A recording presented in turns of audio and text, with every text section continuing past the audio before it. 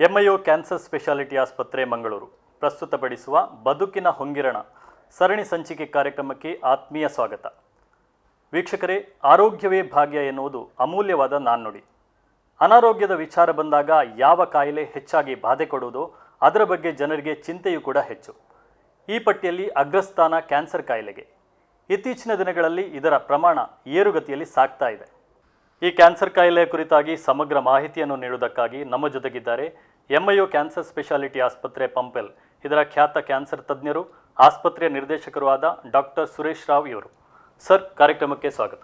ನಮಸ್ಕಾರ. ಸರ್, ಈ ಕ್ಯಾನ್ಸರ್ ಎಂದರೆ ಏನು, ಇದರ ಅರ್ಥ ಏನು ಸರ್? ಸಾಮಾನ್ಯವಾಗಿ ಕಳೆದ ಎಷ್ಟು ವರ್ಷಗಳಿಂದ ಈ ಕ್ಯಾನ್ಸರ್ ಕಾಯಿಲೆ ಇದೆ, ಇದರ ಇತಿಹಾಸ ಏನು ಸರ್? ಈ ಕ್ಯಾನ್ಸರ್ ಕಾಯಿಲೆ ಅಂದರೆ ನಮ್ಮ ಈ ಹಿಸ್ಟಾರಿಕಲ್ ಪರ್ಸ್ಪೆಕ್ಟಿವ್ ನೋಡಿದರೆ ನಮ್ಮ ಪುರಾಣಗಳಲ್ಲಿ ಕೂಡ ಈ ಕ್ಯಾನ್ಸರ್ ಬಗ್ಗೆ ಒಂದು ರೀತಿಯಲ್ಲಿ ಬರೆದಿದ್ದಾರೆ. ಅಂದರೆ ಅದು 1000 ವರ್ಷಗಳಿಂದ ಈ ಕ್ಯಾನ್ಸರ್ ಕಾಯಿಲೆಯ ಒಂದು ವಾಕ್ಯಗಳನ್ನು ನಾವು ಓದ್ಬೋದು.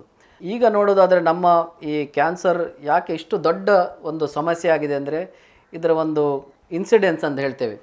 ಇದರ ಕ್ಯಾನ್ಸರ್ ಬಗ್ಗೆ ನಮಗೆ ಭಯ, ನಮಗೆ ಈ ಭೀತಿ. ಯಾಕಂದರೆ ಈ ಕ್ಯಾನ್ಸರ್ ಇದು ಪ್ರಮಾಣ ಜಾಸ್ತಿ. ಆದರೆ ಈ ಕ್ಯಾನ್ಸರ್ ಅಂತ ಇರೋ ಕಾಯಿಲೆ ಹಿಸ್ಟಾರಿಕಲಿ ಸುಶ್ರುತ ಆವಾಗಿಂದ ಒಂದು ಹಿಸ್ಟಾರಿಕಲಿ ಒಂದು ರೆಕಾರ್ಡ್ ಆಗುವಂಥದ್ದೊಂದು ಕಾಯಿಲೆ ಸರ್. ಇದು ಒಂದು ಜಾಗತಿಕವಾಗಿಯೇ ಒಂದು ಪಿಡುಗು ಅಂತ ಹೇಳ್ಬೋದು ಇದನ್ನು. ಹೌದು. ಈ ಜಾಗತಿಕವಾಗಿ ಇದರ ಪ್ರಮಾಣ ಎಷ್ಟಿದೆ ಸರ್? ಅದೇ ರೀತಿ ಭಾರತಕ್ಕೆ ಕಂಪೇರ್ ಮಾಡಿದಾಗ ಇದರ ಪ್ರಮಾಣ ಇಲ್ಲಿ ಎಷ್ಟಿದೆ? ಈ ಕ್ಯಾನ್ಸರ್ ಕಾಯಿಲೆ ಅಂದರೆ ಭಯ ಯಾಕೆ ಹುಟ್ಟಿಸೋದು ಅಂಥೇಳಿ ನಮಗೆಲ್ಲರಿಗೆ ಗೊತ್ತಿರುವಂಥ ವಿಷಯ. ಕ್ಯಾನ್ಸರ್ ಅಂತ ಹೇಳಿದ್ಕೊಂಡ್ರೆ ಜನರಿಗೆ ಒಂದು ಭಯ ಇರ್ತದೆ. ಯಾಕಂದರೆ ಇದರ ಪ್ರಮಾಣ ನೀವು ಕೇಳಿದಾಗೆ ಇದರ ಪ್ರಮಾಣ ಇರೋದ್ರಿಂದ ಭಯ ಜಾಸ್ತಿ ಆಗ್ತದೆ. ಈಗ ಇಡೀ ಜಗತ್ತಲ್ಲೇ ಅಂದರೆ ವರ್ಲ್ಡ್ ಇನ್ಸಿಡೆನ್ಸ್ ಅಂತ ಹೇಳಿದ್ವಿ ನಾವು. ಇಡೀ ಜಗತ್ತಲ್ಲಿ ಎಷ್ಟು ಕ್ಯಾನ್ಸರ್ ರೋಗಿಗಳು ಪ್ರತಿ ವರ್ಷ ಹೊಸ ಡಯಾಗ್ನೋಸಿಸ್ ಆಗ್ತೇವೆ ಅಂಥೇಳಿ, ನ್ಯೂ ಕೇಸಸ್ ಪರ್ ಇಯರ್ ಅಂತ ಹೇಳೋದು ನಾವು. ಅದು ಇಡೀ ವರ್ಷದಲ್ಲಿ ಒಂದು ನಾವು ನೋಡಿದರೆ ಎಷ್ಟು ನ್ಯೂ ಕ್ಯಾನ್ಸರ್ ಡಯಾಗ್ನೋಸ್ ಆಗ್ತದೆ ಅಂತ ಹೇಳಿದರೆ ಟೋಟ್ಲಿ 1.8 crores ಅಂದರೆ 18 ಮಿಲಿಯನ್ ಹೊಸ ಕ್ಯಾನ್ಸರ್ ರೋಗಿಗಳು ಪತ್ತೆ ಹಚ್ತೇವೆ. So the number is very big. So 1,80,00,000 ಜನ ಹೊಸ ಕ್ಯಾನ್ಸರ್ ರೋಗಿಗಳು ಪ್ರತಿ ವರ್ಷ ಬೇರೆ ಬೇರೆ ಆಸ್ಪತ್ರೆಗಳಲ್ಲಿ ಪತ್ತೆ ಹಚ್ಚಿಸ್ತಾರೆ. ಮತ್ತು ಸೆಕೆಂಡ್ ಇನ್ನೊಂದು ಇದರಲ್ಲಿ ಎಷ್ಟು ಜನ ಮೃತಪಡ್ತಾರೆ ಅದೊಂದು ಭಯ. ಯಾಕೆಂದರೆ ಒಂದು ಕಾಯಿಲೆಯಲ್ಲಿ ಎಲ್ಲರೂ ಗುಣ ಆದರೆ ಭಯ ಕಡಿಮೆ ಆಗ್ತದೆ. ಸೊ ಆದರೆ ಈ ಕಾಯಿಲೆಯಲ್ಲಿ ಕ್ಯಾನ್ಸರ್ ಅಂತ ಕಾಯಿಲೆಯಲ್ಲಿ ಮೃತಪಟ್ಟ ಇನ್ಸಿಡೆಂಟ್ ಮಾರ್ಟ್ಯಾಲಿಟಿ ರೇಟ್ ಅಂತ ಹೇಳ್ತೇವೆ. ಪರ್ ಇಯರ್ ಮಾರ್ಟ್ಯಾಲಿಟಿ ರೇಟ್ ಎಷ್ಟು ಅಂತೇಳಿದರೆ ಅದು ಕೂಡ ಒಂದು ದೊಡ್ಡ ನಂಬರ್. ಅಂದರೆ ಅದು 8 ಮಿಲಿಯನ್ಗಿಂತ ಜಾಸ್ತಿ, ಅಂದರೆ 80 ಲಕ್ಷಕ್ಕಿಂತ ಜಾಸ್ತಿ ಪ್ರತಿ ವರ್ಷ ಕ್ಯಾನ್ಸರ್ ರೋಗದಿಂದ ಮೃತಪಡ್ತಾರೆ. ಸೊ ಒಂದು ಇನ್ಸಿಡೆನ್ಸ್ ಪ್ರಮಾಣ, ಇನ್ನೊಂದು ವರ್ಷಕ್ಕೆ ಎಷ್ಟು ಜನ ಈ ಕ್ಯಾನ್ಸರ್ ಕಾಯಿಲೆಯಿಂದ ಮೃತಪಡ್ತಾರೆ. ಇದರಿಂದ ಎರಡು ಇಂಪಾರ್ಟೆಂಟ್ ಫ್ಯಾಕ್ಟರ್ಸಿಂದ ಜನರಿಗೆ ಒಂದು ಭಯ ಇರ್ತದೆ. ಅದೇ ರೀತಿಯಲ್ಲಿ ನಮಗೆ ಇನ್ನೊಂದು ಒಳ್ಳೆ ಸುದ್ದಿ ಕೂಡ ಗೊತ್ತಿರಬೇಕು. ಏನಂದರೆ ಎಷ್ಟು ಜನ ಕ್ಯಾನ್ಸರಿಂದ ಗುಣಮುಖ ಆಗಿ ಬದುಕಿದ್ದಾರೆ ಅಂಥೇಳಿ. 5 ಕೋಟಿಗಿಂತ ಜಾಸ್ತಿ ಜನ, ಅಂದರೆ 50 ಮಿಲಿಯನ್ಗಿಂತ ಜಾಸ್ತಿ ಜನ ಈ ಕ್ಯಾನ್ಸರಿಂದ ಗುಣಮುಖ ಆಗಿ ಬಾಳ್ತಾ ಇದ್ದಾರೆ. ಅಂದರೆ 5 years ಸರ್ವೈವಲ್ ಅಂತ ಹೇಳೋದು. 5 years ಆದಮೇಲೆ ನಾವು ಗುಣಮುಖ ಆಗಿದ್ದಾರೆ ಅಂತ ಹೇಳುವಂಥದ್ದು. ಹಾಗೆ ತುಂಬ ಮಂದಿ ಗುಣಮುಖ ಆಗಿದ್ದಾರೆ. ಸೊ ಓವರಾಲ್ ಇನ್ಸಿಡೆಂಟ್ ಮತ್ತು ಇನ್ಫ್ಲುಯೆನ್ಸ್ ಆನ್ ಹ್ಯೂಮನ್ ಲೈಫ್, ಅಂದರೆ ಸಾಮಾಜಿಕ ಮತ್ತು ನಮ್ಮ ಲೈಫಲ್ಲಿ ಹೇಗೆ ಇನ್ಫ್ಲುಯೆನ್ಸ್ ಆಗ್ತದೆ ಈ ಕಾಯಿಲೆ. ಈಗ ಡಯಾಬಿಟಿಸ್ ಇದೆ, ಹಾರ್ಟ್ ಡಿಸೀಸ್ ಇದೆ, ಮತ್ತು ಟ್ಯೂಬರ್ಕ್ಲೋಸಿಸ್ ಇದೆ, ಬೇರೆ ಬೇರೆ ಕಾಯಿಲೆಗಳಿದೆ. ಕೆಲವು ಇನ್ಫೆಕ್ಷಿಯಸ್ ಕಾಯಿಲೆ ಅಂತ ಹೇಳ್ತೇವೆ, ಒಬ್ಬರಿಂದ ಒಬ್ಬರಿಗೆ ಹರಡುವಂಥ ಕಾಯಿಲೆ. ಮತ್ತು ಇನ್ನು ನಾನ್ ಇನ್ಫೆಕ್ಷಿಯಸ್ ಕಾಯಿಲೆ ಅಂದರೆ ನಾನ್ ಕಮ್ಯುನಿಕೇಬಲ್ ಡಿಸೀಸ್ ಅಂತ ಹೇಳ್ತೇವೆ. ಅದರಲ್ಲಿ ಕ್ಯಾನ್ಸರ್, ಡಯಾಬಿಟಿಸ್, ಹೈಪರ್ ಟೆನ್ಷನ್ ಅಂದರೆ ಇದೆಲ್ಲ ಲೈಫ್ ಸ್ಟೈಲ್ ಕಾಯಿಲೆ ಅಂತ ಹೇಳೋದು. But they are non communicable, ಒಬ್ಬರಿಂದ ಒಬ್ಬರಿಗೆ ಹರಡೋದಿಲ್ಲ. ಸೊ ಈಗ ನಮ್ಮ ಜಗತ್ತಲ್ಲಿ ಕಮ್ಯುನಿಕೇಬಲ್ ಡಿಸೀಸಲ್ಲಿ ಒಳ್ಳೆ ಕಂಟ್ರೋಲ್ ಬಂದಿದೆ. ಅಂದರೆ ಟ್ಯೂಬರ್ಕ್ಲೋಸಿಸಲ್ಲಿ ಈಗ ಒಳ್ಳೆ ಕಂಟ್ರೋಲ್, ಕೊಲೆರಾ ಇಂಥ ಕಾಯಿಲೆಯಲ್ಲಿ ಜನರು ಸಾಯೋದು ಕಡಿಮೆ. ನಮ್ಮ ದೇಶದಲ್ಲಿ ಟಿ ಬಿಯಲ್ಲಿ ಇನ್ನೂ ಜನರು ಸಾಯ್ತಾ ಇದ್ದಾರೆ, ಆದರೆ ಪ್ರಮಾಣ ಕಡಿಮೆ. ಸೊ ನಾವು communicable diseases R under good control. ನಾನ್ ಕಮ್ಯುನಿಕೇಬಲ್ ಡಿಸೀಸಸ್ ಇದರಿಂದ ಜನರಿಗೆ ತೊಂದರೆ ಆಗ್ತಾ ಇದೆ. ಸರ್, ಒಟ್ಟಾರೆ ಎಷ್ಟು ಬಗೆಯ ಕ್ಯಾನ್ಸರ್ಗಳಿರ್ಬೋದು? ಈಗ ಟೈಪ್ಸ್ ಆಫ್ ಕ್ಯಾನ್ಸರ್ ಅಂತ ಹೇಳ್ತೇವೆ. ಮನುಷ್ಯನ ಯಾವ ಅಂಗಗಳಿಗೂ ಬೇಕಾದರೂ ಬರ್ಬೋದಾ ಈ ಕ್ಯಾನ್ಸರ್, ಹೇಗೆ ಅಂತ? ಈ ಕ್ಯಾನ್ಸರ್ ಕಾಯಿಲೆ ಅಂದರೆ more than 100 types of cancer ಇದೆ. 100 ಟೈಪ್ ಇದು ಕ್ಯಾನ್ಸರ್ ಇದೆ. ಸೊ ಜನರಿಗೆ ಕೆಲವು ಸರ್ತಿ ಈ ತಿಳುವಳಿಕೆ ಇರೋದಿಲ್ಲ. ಅಂದರೆ ಒಂದು ಕ್ಯಾನ್ಸರ್ ಮನೆ ಪಕ್ಕದಲ್ಲಿ ಯಾರಾದರೂ ಡೆತ್ ಆಗ್ತದೆ, ಇನ್ನೊಬ್ಬರು ಕ್ಯಾನ್ಸರ್ ಅಂತೇಳಿ ಹೆದರ್ತಾರೆ. ಯಾಕಂದರೆ ಅವ್ರಿಗೆ ಗೊತ್ತಿರೋದಿಲ್ಲ ಅವ್ರಿಗೆ ಯಾವ ಟೈಪ್ ಕ್ಯಾನ್ಸರ್ ಅಂತೇಳಿ. ಕ್ಯಾನ್ಸರ್ ಬೇರೆ ಬೇರೆ ಟೈಪ್ ಇದೆ. ಫಸ್ಟ್ ಸ್ಟೇಜಲ್ಲಿ ಬಂದರೆ ಎಲ್ಲ ಕ್ಯಾನ್ಸರ್ ಗುಣಮುಖ ಆಗುವಂಥ ಕಾಯಿಲೆ ಅದು. ಈಗ ಬ್ರೈನ್ ಟ್ಯೂಮರ್ ಅಥವಾ ಶ್ವಾಸಕೋಶದ ಕ್ಯಾನ್ಸರ್, ಅದು ಲಿವರ್ ಕ್ಯಾನ್ಸರ್, ಇಂಥ ಕ್ಯಾನ್ಸರ್ ಸ್ವಲ್ಪ ಗುಣ ಮಾಡೋದು ಕಷ್ಟ. ಆದ್ದರಿಂದ ಜನರಿಗೆ ಭಯ. ಆದರೆ ಕ್ಯಾನ್ಸರ್ ಒಂದು 100 ಟೈಪ್ ಕ್ಯಾನ್ಸರ್ ಇದೆ. ಎಲ್ಲ ಭಾಗದಲ್ಲಿ ಕ್ಯಾನ್ಸರ್ ಬರ್ಬೋದು. ಈಗ ಸ್ಕಿನ್ ಕ್ಯಾನ್ಸರ್ ಬರ್ಬೋದು, ಮತ್ತು ಬಾಯಿಯಲ್ಲಿ ಕ್ಯಾನ್ಸರ್ ಬರ್ಬೋದು, ಯಾವುದೇ ಭಾಗದಲ್ಲಿ ಬರ್ಬೋದು, ಹಾರ್ಟಲ್ಲಿ ಕೂಡ ಬರ್ಬೋದು, ಬೋನ್ ಟ್ಯೂಮರ್ಸ್ ಬರ್ತದೆ. ಸೊ ಹಾಗೆ ನೋಡಿದರೆ ಈ ಕ್ಯಾನ್ಸರ್ ಸೆಲ್ ಅಂದರೆ ಈಗ ನಮ್ಮ ದೇಹದಲ್ಲಿ ಸೆಲ್ಗಳಿರ್ತವೆ. ಅದು ನಾರ್ಮಲಿ ಒಳ್ಳೆ ಕಂಟ್ರೋಲಲ್ಲಿ ಒಂದು ಸೆಲ್ ಡಿವಿಷನ್ ಆಗ್ತದೆ, ಮತ್ತು ಒಂದು ಕಂಟ್ರೋಲ್ ಇದೆ ಅದಕ್ಕೆ, ಒಳ್ಳೆ ಚೆಕ್ ಪಾಯಿಂಟ್ ಅಂತ ಹೇಳ್ತೇವೆ. ಅಲ್ಲಿ ಜಾಸ್ತಿ ಬೆಳೀತಾ ಹೋಗೋದಿಲ್ಲ. ನಮಗೆ ಚರ್ಮದಲ್ಲಿ ಒಂದು ಗಾಯ ಆಗಿದರೆ 1 ವಾರದಲ್ಲಿ ಗುಣ ಆಗ್ತದೆ ಅದು. ಅಂದರೆ ಅದು ಸೆಲ್ ಡಿವೈಡ್ ಆಗಿ ಅದನ್ನು ಗುಣ ಮಾಡ್ತದೆ. ಅದು ನಮಗೆ ದೇವರು ಕೊಟ್ಟ ಒಂದು ಶಕ್ತಿ. ಸೊ ಆದರೆ ನಮ್ಮ ಈ ದುರಭ್ಯಾಸ ಮತ್ತು ಬೇರೆ ಬೇರೆ ಒಂದು ರಿಸ್ಕ್ ಫ್ಯಾಕ್ಟರ್ ಅಂತ ಅದಕ್ಕೆ ನಾವು ಮತ್ತೆ ಬರ್ತೇವೆ. ಅಂಥದ್ದು ಕಾರಣದಿಂದ ಈ ಕ್ಯಾನ್ಸರ್ ಡೆವಲಪ್ ಆಗ್ತದೆ. ಕ್ಯಾನ್ಸರ್ ಡೆವಲಪ್ ಆಗುವಾಗ ಈ ಸೆಲ್ ಡಿವಿಷನ್ ಕಂಟ್ರೋಲ್ ತಪ್ಪಿ ಹೋಗ್ತದೆ. ನಾನು ಹೇಳಿದಾಗೆ ಗಾಯ ಆದರೆ 1 ವಾರದಲ್ಲಿ ಗುಣ ಆಗ್ತದೆ, ಹೊಸ ಸೆಲ್ ಬಂದು ಅದನ್ನು ಗುಣ ಮಾಡ್ತದೆ. ಆದರೆ ಈ ಕ್ಯಾನ್ಸರ್ ಆಗುವಾಗ ಆ ಸೆಲ್ ಡಿವಿಷನಿಗೆ ಕಂಟ್ರೋಲ್ ತಪ್ಪಿ ಹೋಗ್ತದೆ. ಸೊ 1 ಇದ್ದದ್ದು 2 ಆಗ್ತದೆ, 2 ಇದ್ದದ್ದು 4 ಆಗ್ತದೆ, 4 ಇದ್ದದ್ದು 16 ಆಗ್ತದೆ. ಮಲ್ಟಿಪಲ್ ಅಂದರೆ 16 ಇದ್ದದ್ದು 32 ಅಲ್ಲ, 16 ಅಲ್ಲ, 16 ಇಂಟು 16 ಅಂದರೆ 256. ಮತ್ತು ನಮಗೆ ಲೆಕ್ಕ ತಪ್ಪಿ ಹೋಗ್ತದೆ. 1 ಗ್ರಾಮಿಂದ 10 ಗ್ರಾಮ್, 10 ಗ್ರಾಮಿಂದ 1 ಕಿಲೋಗ್ರಾಮ್, 1 ಕಿಲೋಗ್ರಾಮ್ ಆದಮೇಲೆ ಬದುಕಲಿಕ್ಕೆ ಆಗೋದಿಲ್ಲ. So division is proportionally very high. So it is not a into number 2 ಇದು ಡಬಲ್ ಅಂತೇಳಿ ಅಲ್ಲ, ಇಂಟು ಬರ್ತದೆ ಅದು. ಸೊ ಹಾಗೆ 1 ಗ್ರಾಮಿಂದ 2, 10, 10ರಿಂದ 100, 100ಇಂದ 1 kg. So that division is very rapid. So ಒಂದು 8 ಡಿವಿಷನ್ ಇರ್ತದೆ, ಅದಕ್ಕಾದ್ಮೇಲೆ ಬದುಕಲಿಕ್ಕೆ ಆಗೋದಿಲ್ಲ. So that is the risk in cancer. So it can come in any part of the body, but common cancers are in certain parts of the body. ಅಂದರೆ ಕೆಲವು rare cancer ಇರ್ತದೆ ಮಕ್ಕಳಿಗಿರುವಂಥದ್ದು ಅಂತ. ಹಾಗೆ ಸರ್, ಈಗ ವಯಸ್ಸಿನ ಇದು ನೋಡಿದ್ರೆ ಯಾವ ವಯಸ್ಸಿನವರಿಗೆ ಈ ಕಾಯಿಲೆ ಜಾಸ್ತಿ, ಆ ರೀತಿ ಏನಾದರೂ ಪರ್ಟಿಕ್ಯುಲರ್ ಏಜ್ ಗ್ರೂಪ್ನವರಿಗೆ ಬರ್ತದೆ ಅನ್ನುವಂಥದ್ದು ಏನಾದರೂ ಇದೆಯಾ? ಇದೊಂದು ತುಂಬ ಉತ್ತಮ ಒಂದು ಪ್ರಶ್ನೆ. ಯಾಕಂದರೆ ಈಗ ನಮ್ಮ ಲೈಫ್ ಎಕ್ಸ್ಪೆಕ್ಟೆನ್ಸಿ ಅಂತ ಹೇಳಿದೆ, ಎಷ್ಟು ವರ್ಷ ನಾವು ಬಾಳ್ತೇವೆ ಅಂತೇಳಿ ನಾರ್ಮಲಿ ಪ್ರತಿ ದೇಶದಲ್ಲಿ ಒಂದು ಲೈಫ್ ಎಕ್ಸ್ಪೆಕ್ಟೆನ್ಸಿ ಅಂತ ಹೇಳ್ತದೆ. ಈಗ ಜಾಗತಿಕವಾಗಿ ಲೈಫ್ ಎಕ್ಸ್ಪೆಕ್ಟೆನ್ಸಿ ಈಗ ಜಾಸ್ತಿ ಆಗಿದೆ. ಅಂದರೆ 75 years 80 years is normal life span. ಎಲ್ಲರೂ ಅಷ್ಟು ವರ್ಷ ಬದುಕ್ತಾರೆ. ಅಡ್ವಾನ್ಸ್ ಟ್ರೀಟ್ಮೆಂಟ್ ಅಂತಾಗಿರ್ಬೋದು ಅಲ್ಲ, ಈ ಕಮ್ಯುನಿಕೇಬಲ್ ಡಿಸೀಸಸ್ ಕಂಟ್ರೋಲ್ ಆಗಿರೋದ್ರಿಂದ, ಮತ್ತು ಕಾರ್ಡಿಯಾಕ್ ಈ ಟ್ರೀಟ್ಮೆಂಟಿಗೆ, ಡಯಾಬಿಟಿಸಿಗೆ ಒಂದು ಟ್ರೀಟ್ಮೆಂಟ್ ಇರೋ ಕಾರಣ ಆಗಿ. ಬಟ್ ಮೇನ್ಲಿ ಕಮ್ಯುನಿಕೇಬಲ್ ಡಿಸೀಸ್ ಅಂದರೆ ಈ TB, ಕೊಲೆರಾ ಇಂಥದ್ರಲ್ಲಿ ಈಗ ಇನ್ಫೆಕ್ಷನಲ್ಲಿ ಯಾರು ಸಾಯೋದಿಲ್ಲ, ಕಮ್ಮಿ. ಅದು ಕೂಡ ಪಾಶ್ಚಾತ್ಯ ದೇಶದಲ್ಲಿ ಅದು almost is not heard of. So ಆದುದರಿಂದ ಈಗ ಲೈಫ್ ಸ್ಪ್ಯಾನ್ ಜಾಸ್ತಿ. ಮತ್ತು ಈಗ ಹೆಲ್ತ್ ಕಾನ್ಷಿಯಸ್ನೆಸ್ ಎಲ್ಲ ಬಂದು 75 to 80 ಈಸ್ ಲೈಫ್ ಎಕ್ಸ್ಪೆಕ್ಟೆನ್ಸಿ. ಹಾಗೆ ಭಾರತದಲ್ಲಿ ಆಗ ಇಂಡಿಪೆಂಡೆನ್ಸ್ ಇರುವಾಗ ಲೈಫ್ ಎಕ್ಸ್ಪೆಕ್ಟೆನ್ಸಿ ವಾಸ್ 48-50. ಈಗ ನಮ್ಮಲ್ಲಿ ಕೂಡ ಆಲ್ಮೋಸ್ಟ್ 65 to 70ವರೆಗೆ ಬಂದಿದೆ. ಈ ಕ್ಯಾನ್ಸರ್ ಕಾಯಿಲೆ ಮೇನ್ ಪ್ರಾಬ್ಲಮ್ ಅಂದರೆ it comes as the age advances. It is A basically disease of old people. ಅಂದರೆ ಕ್ಯಾನ್ಸರ್ ಬರೋದು ಯೂಶ್ವಲಿ ವಯಸ್ಸು ಜಾಸ್ತಿ ಆದಾಗೆ ಕ್ಯಾನ್ಸರ್ ಬರುವ ರಿಸ್ಕ್ ಜಾಸ್ತಿ. Age is A risk factor ಅಂತ ಹೇಳ್ತೇವೆ ನಾವು. ಸೊ ಹಾಗಿರುವಾಗ ಈಗ ಏಜ್ ಒಂದು ರಿಸ್ಕ್ ಫ್ಯಾಕ್ಟರ್ ಇರುವಾಗ ಈ ಒಂದು ದೇಶದಲ್ಲಿ ಪ್ರಾಯದವರು ಜಾಸ್ತಿ ಆದಾಗೆ 65ಕ್ಕಿಂತ ಜಾಸ್ತಿ ಆದಾಗೆ ಕ್ಯಾನ್ಸರ್ ಇನ್ಸಿಡೆನ್ಸ್ ಜಾಸ್ತಿ ಆಗ್ತಾ ಹೋಗ್ತದೆ. ಹಾಗೆ ಅದಕ್ಕೆ ನಾವು ಈ ಯುರೋಪಲ್ಲಿ ಅಥವಾ ಇಂಡಿಯಾದಲ್ಲಿ ಕೂಡ ಈಗ ಹೆಂಗಸರಲ್ಲಿ 75 ವರ್ಷ ಬದುಕಿದರೆ 8ರಲ್ಲಿ ಒಬ್ಬರಿಗೆ ಸ್ತನದ ಕ್ಯಾನ್ಸರ್ ಬರ್ತದೆ. ಸೊ ಹಾಗೆ ಏಜ್ ಅಂದರೆ because of good health as you survive longer the risk of cancer is high. But unfortunately ನಮ್ಮ ದೇಶದಲ್ಲಿ ಕ್ಯಾನ್ಸರ್ ಬರುವ ರಿಸ್ಕ್ ಸ್ವಲ್ಪ ಯಂಗರ್ ಏಜಲ್ಲಿ ಬರ್ತಾ ಇದೆ. ಅಂದರೆ ಯೂಶ್ವಲಿ ನಾನು ಹೇಳಿದಾಗೆ ನಿಮಗೆ 55-60 ಆದಮೇಲೆ ಒಂದು ರಿಸ್ಕ್ ಇರ್ತದೆ. ಆದರೆ ನಮ್ಮ ದೇಶದಲ್ಲಿ ನಾವು ನೋಡಿದಾಗೆ, ನಮ್ಮ ಹಾಸ್ಪಿಟ್ಲಲ್ಲಿ ನೋಡಿದಾಗೆ ಲೆಸ್ ದೆನ್ 50 ತುಂಬ ಮಂದಿ ಕ್ಯಾನ್ಸರ್ ಬರುವಂಥದ್ದೊಂದು ನಾವು ನೋಡಿದ್ದೇವೆ. ಯಾಕಂದರೆ ನಮ್ಮ ಜೀವನ ಶೈಲಿ ಚೇಂಜ್ ಆಗಿ maybe we are not adapted to that kind of lifestyle. So 35-45 ಕೂಡ ನಾವು ಕ್ಯಾನ್ಸರನ್ನು ನೋಡ್ತಾ ಇದ್ದೇವೆ ಜಾಸ್ತಿ. ಸೊ ಏಷ್ಯನ್ ಕಂಟ್ರಿ ಅಲ್ಲಿ ಕಂಪೇರ್ ಟು ವೆಸ್ಟ್ 15 ವರ್ಷ ಕಡಿಮೆ. ಈಗ ಸ್ತನದ ಕ್ಯಾನ್ಸರ್ 50 ವರ್ಷದಲ್ಲಿ ಅಮೆರಿಕದಲ್ಲಿ ಅಥವಾ ಯುರೋಪಲ್ಲಿ ಬಂದರೆ ನಮ್ಮ ದೇಶದಲ್ಲಿ 35-45 ವರ್ಷದೊಳಗೆ ಬರ್ತದೆ. So that is A worrying factor. ಬೇಗನೆ ಬರೋದು, ಅದೊಂದು worrying factor for Asia which includes Mangalore. Sir, ಬೇರೆ ಯಾವುದು ರಿಸ್ಕ್ ಫ್ಯಾಕ್ಟರ್ಸ್, ಈಗ ಅಪಾಯಕಾರಿ ಅಂಶಗಳು ಇದಕ್ಕೆ ಪೂರಕವಾಗಿ ಇರ್ತದೆ ಅಂತ ಕ್ಯಾನ್ಸರ್ಗೆ, ಅದು ಯಾವುದು ಸರ್? ಅಂದರೆ ಈಗ ಒಂದು ಕಾಯಿಲೆಗೆ ಒಂದು ಕಾರಣ ಅಂತೇಳಿ ಬೇಕು. ಸೊ ಈಗ ಟಿ ಬಿ ಕಾಯಿಲೆಗೆ ನಾವು ಟ್ಯೂಬರ್ಕ್ಯುಲೋಸಿಸ್ ಬ್ಯಾಸಿಲಸ್ ಅಂತೇಳಿ ಹೇಳ್ತೇವೆ. ಎಲ್ಲ ಕಾಯಿಲೆಗೆ ಒಂದೊಂದು ಕಾರಣ ಅಂತ ಇರ್ತದೆ. ಆದರೆ ಕ್ಯಾನ್ಸರ್ ಅಂತ ಕಾಯಿಲೆಗೆ ನಾವು ಇದೇ ಕಾರಣ ಅಂತೇಳಿ ಹೇಳಲಿಕ್ಕೆ ಬರೋದಿಲ್ಲ. ಅದಕ್ಕೆ ರಿಸ್ಕ್ ಫ್ಯಾಕ್ಟರ್ಸ್ ಅಂತ ಹೇಳೋದು. ಸೊ ನಾವೀಗ ಯಾವ ರಿಸ್ಕ್ ಫ್ಯಾಕ್ಟರ್ಸ್ ಇದೆ ಅಂತ ಹೇಳ್ಬೋದು. ಈಗ ಸ್ಮೋಕಿಂಗ್ ಅಂದರೆ ತಂಬಾಕು ಸೇವನೆ ಇನ್ನು ಬೇರೆ ಬೇರೆ ಫಾರ್ಮಲ್ಲಿ, ಬಾಯಲ್ಲಿ ಹಾಕುವಂಥದ್ದು ಗುಟ್ಕಾ ಅಥವಾ ಚೈನಿ ಪ್ಯಾಕೆಟ್ ಇರಲಿ ಅಥವಾ ಬೀಡಿ ಇರಲಿ, ಇದ್ದ ಪದಾರ್ಥಗಳು, that is one main risk factor.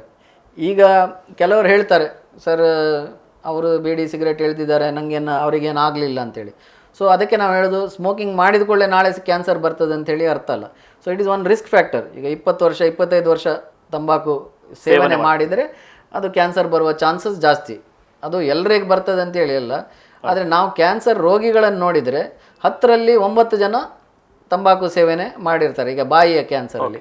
ಅದರಲ್ಲಿ ಕೂಡ ಇನ್ನೊಂದು ಇಂಪಾರ್ಟೆಂಟ್, ನಮ್ಮ ದೇಶದಲ್ಲಿ ಈ ಪ್ಯಾಕೆಟ್ ಗುಟ್ಕಾ ಪ್ಯಾಕೆಟಲ್ಲಿ ಬಾಯಿಯಲ್ಲಿ ಹಾಕುವಂಥದ್ದು, ಅದು ಆ್ಯಕ್ಚುಲಿ ಚಿಕ್ಕ ವಯಸ್ಸಲ್ಲಿ ಒಂದು ಮಾಡುವಂಥ ಒಂದು ಹವ್ಯಾಸ. ಅದರಿಂದ ಆ ಹವ್ಯಾಸದಿಂದ ಅದು ತುಂಬ ರಿಸ್ಕ್, ಹೈ ರಿಸ್ಕ್. ಅದು ಅಂಥ ಗುಟ್ಕಾ ಪ್ಯಾಕೆಟ್ ಹಾಕಿದರೆ 3 ವರ್ಷದಲ್ಲಿ 5 ವರ್ಷದೊಳಗೆ ಈ ಕ್ಯಾನ್ಸರ್ ಬರುವಂಥದ್ದನ್ನು ನಾವು ನೋಡಿದ್ದೇವೆ. ಅಂದರೆ ಸಾಧಾರಣ 25 ವರ್ಷದಲ್ಲಿ ಅವರು ಶುರು ಮಾಡಿದರೆ ಅಥವಾ 15-18 ವರ್ಷದಲ್ಲಿ ಶುರು ಮಾಡಿದರೆ 25 ವರ್ಷದಲ್ಲಿ ಕ್ಯಾನ್ಸರ್. ಯೂಶಲಿ ಈ ಎಂಪ್ಲಾಯೀಸ್ ಅದು ಅಂದರೆ ಈ ಡ್ರೈವಿಂಗ್ ಮಾಡ್ತಾ ಇರ್ಬೋದು ಅಥವಾ ಒಂದು ಸ್ಟ್ರೆಸ್ಫುಲ್ ಕೆಲಸ ಮಾಡುವಂಥ ಕೆಲಸದವರು ಅದು ಗುಡ್ಕಾ ಸೇವನೆ ಮಾಡೋದು ಜಾಸ್ತಿ ನಾವು ನೋಡಿದಾಗೆ. ಸೊ ಅವರಿಗೆ ಈ ಬೇಗ ಈ ಕ್ಯಾನ್ಸರ್ ಕಾಯಿಲೆ ಬಂದರೆ ಮತ್ತು ಇದು ಗುಣ ಮಾಡೋದು ತುಂಬ ಕಷ್ಟ. ಅದೊಂದು ಗುಟ್ಕಾ. ಸೆಕೆಂಡ್ ಮತ್ತು ಇನ್ನೊಂದು ನಮ್ಮ ಜೀವನ ಶೈಲಿ, ಅಂದರೆ ಈಟಿಂಗ್ ಹ್ಯಾಬಿಟ್ಸ್. ಈಗ ನಾವು ಏನು ಸೇವನೆ ಮಾಡ್ತೇವೆ ಅದೊಂದು ದೊಡ್ಡ ರಿಸ್ಕ್ ಫ್ಯಾಕ್ಟರ್. ಈ ಗುಟ್ಕಾ ಮತ್ತು ನಮ್ಮ ಜೀವನ ಶೈಲಿ 60-70% ಕ್ಯಾನ್ಸರಿಗೆ ರಿಸ್ಕ್ ಫ್ಯಾಕ್ಟರ್ ಅಂತ ಹೇಳ್ಬೋದು. ಈಗ ಕೊಬ್ಬುತನ, fat increase, fat consumption, red meat ಇರಲಿ, ತುಂಬ ಫ್ಯಾಟ್ ತಿನ್ನೋದು, ಮತ್ತು ಓವರ್ ವೆಯ್ಟ್, ಒಬಿಸಿಟಿ, ಮತ್ತು ಇದೆಲ್ಲ risk factors for cancer. Health conscious ಕಡಿಮೆ ಇದ್ದದ್ದು, ಓವರ್ ವೆಯ್ಟ್ ಆಗೋದು. So this is cancer cause for ಈಗ ಸ್ತನದ ಕ್ಯಾನ್ಸರ್ ಎಲ್ಲ. ಸೊ ಲೈಫ್ ಸ್ಟೈಲ್ ಅಂದರೆ ಫುಡ್ ನಾವು ಸೇವನೆ ಮಾಡುವಂಥದ್ದು ವಿಚ್ ಈಸ್ ನಾಟ್ ಗುಡ್. ಈಗ ಹೆಲ್ದಿ ಫುಡ್ ಅಂತೇಳಿ ನಾವು ಸೇವನೆ ಮಾಡಬೇಕು. ಆದರೆ ನಾವು ಜಂಕ್ ಫುಡ್ ತಿನ್ನೋದು, ಮತ್ತು ಈ ಪಿಜ್ಜಾ ಇಂಥದ್ದು, ಮತ್ತು ಫ್ರೈಡ್ ಫುಡ್ ಫ್ರಿಜ್ಜಲ್ಲಿ ಇಟ್ಟು ತಿನ್ನೋದು, ಬೇರೆ ಬೇರೆ ಎಲ್ರಿಗೂ ಗೊತ್ತಿದೆ ಅದು. ಆದರೆ ಬೇರೆ ಬೇರೆ ಕಾರಣಗಳಿಂದ ಜನರು ಅದನ್ನು ಸೇವನೆ ಮಾಡ್ತಾ ಇರ್ತಾರೆ. ಅದು ಫುಡ್ ಇಂಡಸ್ಟ್ರಿ ಅಂತಿದೆ. ಅದರಿಂದ ಈ ದೊಡ್ಡ ಹಿಂಸೆ. ಯಾಕಂದರೆ ಫುಡ್ ಇಂಡಸ್ಟ್ರಿ ಅಂದರೆ they are very influential people in the world. So ಅವರದ್ದು ಮಾರ್ಕೆಟಿಂಗ್ ಇರ್ತದೆ, ಟಿ ವಿಯಲ್ಲಿ ಅಡ್ವರ್ಟೈಸ್ಮೆಂಟ್ ಬರ್ತದೆ. ಸೊ ಜನರು ಅದನ್ನು ನೋಡಿ, ಮಕ್ಕಳು ಅದನ್ನು ನೋಡಿ ಅದು ತಿನ್ನಲಿಕ್ಕೆ ಶುರು ಮಾಡ್ತಾರೆ, ಮತ್ತು ಅದು ಅಭ್ಯಾಸ ಆಗ್ತದೆ. So it's very difficult to stop ಮತ್ತೆ. ಸೊ ಹಾಗಿರುವಾಗ ಈ ಮೆಟಬಾಲಿಕ್ ಡಿಸಾರ್ಡರ್ ಅಂತ ಬರ್ತದೆ. ಡಯಾಬಿಟಿಸ್ ಇರಲಿ, ಹೈಪರ್ ಟೆನ್ಷನ್ ಇರಲಿ, ಕ್ಯಾನ್ಸರ್ ಇರಲಿ, ಇದೊಂದು ದೊಡ್ಡ ಸಮಸ್ಯೆ ಬಿಕಾಸ್ ಆಫ್ ಲೈಫ್ ಸ್ಟೈಲ್ ಸೇವನೆ. ಮತ್ತು ಅದು ಎರಡು ಮೇಯ್ನ್, ಟಬಾಕೋ ಮತ್ತು ಈ ನಮ್ಮ ಫುಡ್. ಮತ್ತು ಇನ್ನು ಬೇರೆ ಕಾರಣಗಳಿದೆ, ಅದು ಚಿಕ್ಕ ಕಾರಣಗಳಂದರೆ ಆಲ್ಕೋಹಾಲ್ ಕನ್ಸಂಪ್ಷನ್ ಕೂಡ is A risk factor along with the ಟಬಾಕೋ. ಜೊತೆಗೆ ಮಾಡಿದರೆ that is A risk factor. ಮತ್ತು ಎಕ್ಸಸೈಸ್ ಕಡಿಮೆ ಮಾಡೋದು, lack of physical activity, that is also A risk for cancer. ಮತ್ತು ಹಾರ್ಮೋನಲ್ ಮಾತ್ರೆ ತಗೊಳ್ಳೋದು. ಹಾರ್ಮೋನ್ ಈಗ ಹೆಂಗಸರು ಕೆಲವು ಸರ್ತಿ ಪ್ರೆಗ್ನೆನ್ಸಿ ಡಿಲೇ ಮಾಡಲಿಕ್ಕೆ ಇಂಥದಕ್ಕೆಲ್ಲ ಹಾರ್ಮೋನ್ ಟ್ಯಾಬ್ಲೆಟ್ ತಗೊಳ್ತಾರೆ, ಅದೊಂದು ರಿಸ್ಕ್ ಫ್ಯಾಕ್ಟರ್ ಮೆಡಿಕಲ್. ಮತ್ತು ಇನ್ನೊಂದು ಏಜೇ ಒಂದು ರಿಸ್ಕ್ ಫ್ಯಾಕ್ಟರ್. ವಯಸ್ಸಾದಾಗೆ ಅದು ಏನು ಮಾಡಲಿಕ್ಕಾಗೋದಿಲ್ಲ, ನಮಗೆಲ್ಲರಿಗೆ ಬಾಳಬೇಕು. ಏಜ್ ಆದಾಗೆ ಅದೊಂದು ಕ್ಯಾನ್ಸರಿಗೆ ಒಂದು ರಿಸ್ಕ್ ಫ್ಯಾಕ್ಟರ್. ಹಾಗೆ ತುಂಬ ರಿಸ್ಕ್ ಫ್ಯಾಕ್ಟರ್. ಮತ್ತು ಒಂದು ಫೆಮಿಲಿಯಲ್ ಅಂತ ಇದ್ದರೆ, ಅಂದರೆ ತಂದೆ ತಾಯಿಯಿಂದ ಬರುವಂಥದ್ದು ಮಕ್ಕಳಿಗೆ ಜೆನೆಟಿಕಲಿ ಬರುವಂಥದ್ದು. ಸೊ ಅದು 10%. 90% ಬರೋದು ಈ ನಮ್ಮ ಜೀವನ ಶೈಲಿ ಇದರಿಂದ. 10% ಕ್ಯಾನ್ಸರ್, ಅಂದರೆ 10 ಜನ ಕ್ಯಾನ್ಸರ್ ಇದ್ದರೆ 1 ಕ್ಯಾನ್ಸರ್ ಈ ಫೆಮಿಲಿಯಲ್ ಅಥವಾ ಜೆನೆಟಿಕ್ಕಿಂದ ಬಂದಿರ್ಬೋದು, ಅಂದರೆ ತಂದೆ ತಾಯಿ ಇದ್ದರೆ ಮಕ್ಕಳಿಗೆ ಬರುವಂಥದ್ದು. ಆದರೆ 90% ಕ್ಯಾನ್ಸರ್ ನಮ್ಮ ಜೀವನ ಶೈಲಿ ಮತ್ತು ನಮ್ಮ ಹ್ಯಾಬಿಟ್ಸ್ಗಳಿಂದ ಬರುವಂಥದ್ದು. ಈಗ ಹ್ಯಾಬಿಟ್ಸ್ಗಳಿಂದ ಬರುವ ಕ್ಯಾನ್ಸರ್ಗಳಲ್ಲಿ ಮುಖ್ಯವಾಗಿ ನಮ್ಮದು ಹೆಡ್ ಆ್ಯಂಡ್ ನೆಕ್ ಅಥವಾ ಬಾಯಿದು ಕ್ಯಾನ್ಸರ್ ಮುಖ್ಯವಾಗಿ ಇಲ್ಲಿ ಕಾಣುವಂಥದ್ದು ನಮಗೆ.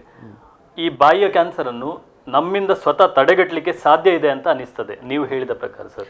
ಅದೇ, ತುಂಬ ಕ್ಯಾನ್ಸರ್ ನಮ್ಮಿಂದ ತಡೆಗಟ್ಬೋದು. That is called prevention of cancer. So prevention of cancer is another important subject. So whatever risk factors is there, ಅಂದರೆ ನಾನು ಹೇಳಿದಾಗೆ ಟೊಬ್ಯಾಕೋ, ಆಲ್ಕೋಹಾಲ್, ಇದನ್ನು ಜನರು ಇಮ್ಮಿಡಿಯೇಟ್ಲಿ ಬಿಟ್ಟರೆ then the risk for cancer will start dropping. ಈಗ ತುಂಬ research ಆಗಿದೆ ಇದರಲ್ಲೆಲ್ಲ. ಈಗ ಒಂದು 15 ವರ್ಷ ಯಾರೋ ಒಂದು ಸಿಗರೇಟ್ ಎಳಿತಾ ಇರ್ಬೋದು, ಈಗ ಕೂಡ ಅವರಿಗೆ ಚಾನ್ಸ್ ಇದೆ ಶ್ವಾಸಕೋಶದ ಕ್ಯಾನ್ಸರನ್ನು ರಿಸ್ಕನ್ನು ಕಡಿಮೆ ಮಾಡಲಿಕ್ಕೆ. ಸೊ ಈಗ 45 ವರ್ಷ ಇರ್ಬೋದು ಅವರಿಗೆ, ಅವರು 35 ವರ್ಷದಿಂದ ಈಗ ಒಂದು 10 ವರ್ಷ ಇಳಿದಿದ್ದಾರೆ. ಈಗ ಕೂಡ ಅವರು ಸಪೋಸ್ ಈಗ ಇವತ್ತೇ ನೀವು ಸಿಗರೇಟ್ ಎಳೆಯುವಂಥದ್ದನ್ನು ಸ್ಟಾಪ್ ಮಾಡಿದರೆ ಈಗ 60 ಆಗುವಾಗ ಅವರ ರಿಸ್ಕ್ ಕಡಿಮೆ ಆಗ್ತಾ ಬರ್ತದೆ. ವರ್ಷಕ್ಕೆ risk will drop. So it is not too late. ಅಂದರೆ ಯಾವತ್ತೂ ಕೂಡ ಇವತ್ತೇ ನಿಲ್ಲಿಸಿದ್ರು ಅವರಿಗೆ ಆ ಬೆನಿಫಿಟ್ ಬರ್ತಾ ಇರ್ತದೆ. So habit has to be stop to reduce the risk. Okay sir, ಸಣ್ಣ ಒಂದು ವಿರಾಮವನ್ನು ತೆಗೆದುಕೊಂಡು ಮತ್ತೆ ನಮ್ಮ ಮಾತುಕತೆಯನ್ನು ಮುಂದುವರಿಸೋಣ. ವೀಕ್ಷಕರೇ, ಒಂದು ಸಣ್ಣ ವಿರಾಮದ ಬಳಿಕ ಮತ್ತೆ ಬದುಕಿನ ಹೊಂಗಿರಣ ಕಾರ್ಯಕ್ರಮ ಮುಂದುವರಿಯುವುದು.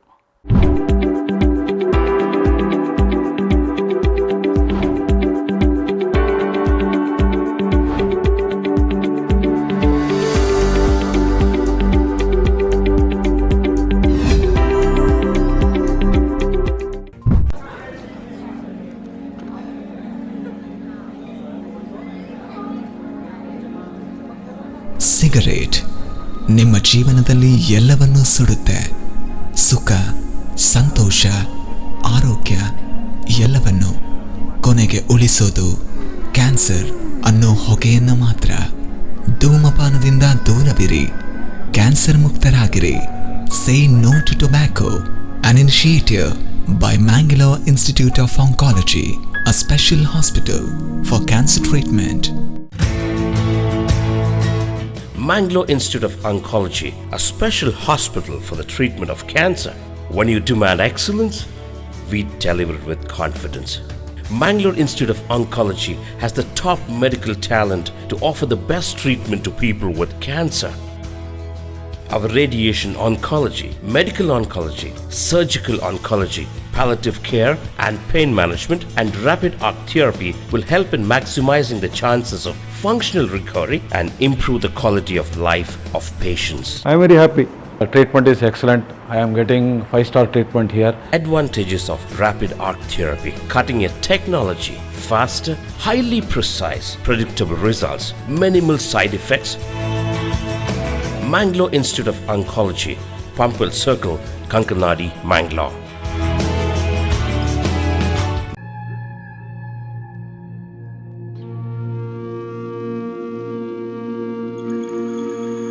ನೀವು ತಿಕ್ತಾ ಇರೋದು ತಂಬಾಕನ್ನಲ್ಲ, ನಿಮ್ಮ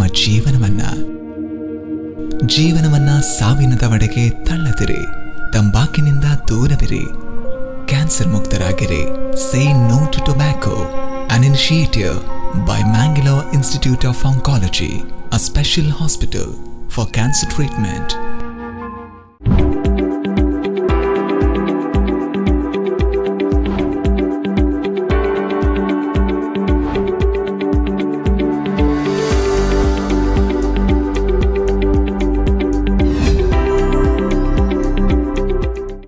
ವಿರಾಮದ ಬಳಿಕ ಕಾರ್ಯಕ್ರಮಕ್ಕೆ ಮತ್ತೊಮ್ಮೆ ಸ್ವಾಗತ. ಸರ್, ಈಗ ಸಾಮಾನ್ಯವಾಗಿ ರೋಗಿಯೊಬ್ಬರು ತಮ್ಮನ್ನು ಭೇಟಿಯಾಗಲಿಕ್ಕೆ ಬರ್ತಾರೆ.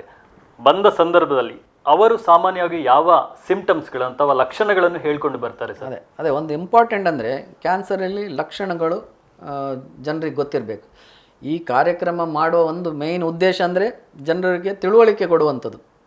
ಯಾಕಂದರೆ ಕ್ಯಾನ್ಸರಲ್ಲಿ ಫಸ್ಟ್ ಸ್ಟೇಜಲ್ಲಿ ಬಂದರೆ, ಅಂದರೆ ಬೇಗ ಬಂದರೆ ಗುಣ ಆಗುವ ಚಾನ್ಸಸ್ 90% ಇದೆ. ಸೊ ಜನರು ನಮಗೆ ಆಸ್ಪತ್ರೆಯಲ್ಲಿ ನಾವು ಕೂತ್ಕೊಳ್ಳುವಾಗ ನಮಗೆ ಜನರೆಲ್ಲ ಫಸ್ಟ್ ಸ್ಟೇಜಲ್ಲಿ ಬಂದರೆ ನಮಗೆ ಖುಷಿ ಆಗ್ತದೆ. ಯಾಕಂದರೆ ಗುಣ ಮಾಡ್ಬೋದು ನಾವು 90%ವರೆಗೆ. ಸೊ ನೀವು ಕೇಳಿದಾಗ ಈಗ ಲಕ್ಷಣಗಳು ಇಂಪಾರ್ಟೆಂಟ್. ಜನರಿಗೆ ಫಸ್ಟ್ ಸ್ಟೇಜಿಗೆ ಬರಲಿಕ್ಕೆ ಲಕ್ಷಣ ಗೊತ್ತಿರಬೇಕು. ಸೊ ಎಲ್ಲ ಕ್ಯಾನ್ಸರಲ್ಲಿ ಒಂದು ಲಕ್ಷಣ ಅಂತ ಹೇಳಿ ಇರ್ತದೆ. ಆದರೆ ಅದಕ್ಕೆ ನಮಗೆ ಅರಿವಿರಬೇಕು, ನಾಲೆಜ್ ಇರಬೇಕು. ಸೊ ಈಗ ನೋಡಿ, ಈಗ ಗಂಟ್ಲಲ್ಲಿ ಸ್ವಲ್ಪ ಒಂದು 45 ವರ್ಷ ಆಗುವಾಗ ಗಂಟ್ಲಲ್ಲಿ ನುಂಗುವಾಗ ಏನಾದರೂ ಸ್ವಲ್ಪ ನೋವಿದೆ ಅಥವಾ ಒಂದು ಡಿಸ್ಕಂಫರ್ಟ್ ಅಂತ ಹೇಳ್ತೇವೆ, ಸ್ವಲ್ಪ ಒಂದು ಸೋಲ ಮಾಡಲಿಕ್ಕೆ ಊಟ ಮಾಡುವಾಗ ಏನೋ ಸಿಕ್ಕಾಕೊಂಡಾಗ ಇಂಥದ್ದಾಯಿತು. ಮತ್ತು ಅವರಿಗೆ ಆಲ್ರೆಡಿ ಅಭ್ಯಾಸಗಳಿದೆ, ಸ್ಮೋಕಿಂಗ್ ಇದೆ, ಆಲ್ಕೋಹಾಲಿಸಮ್ ಇರ್ಬೋದು.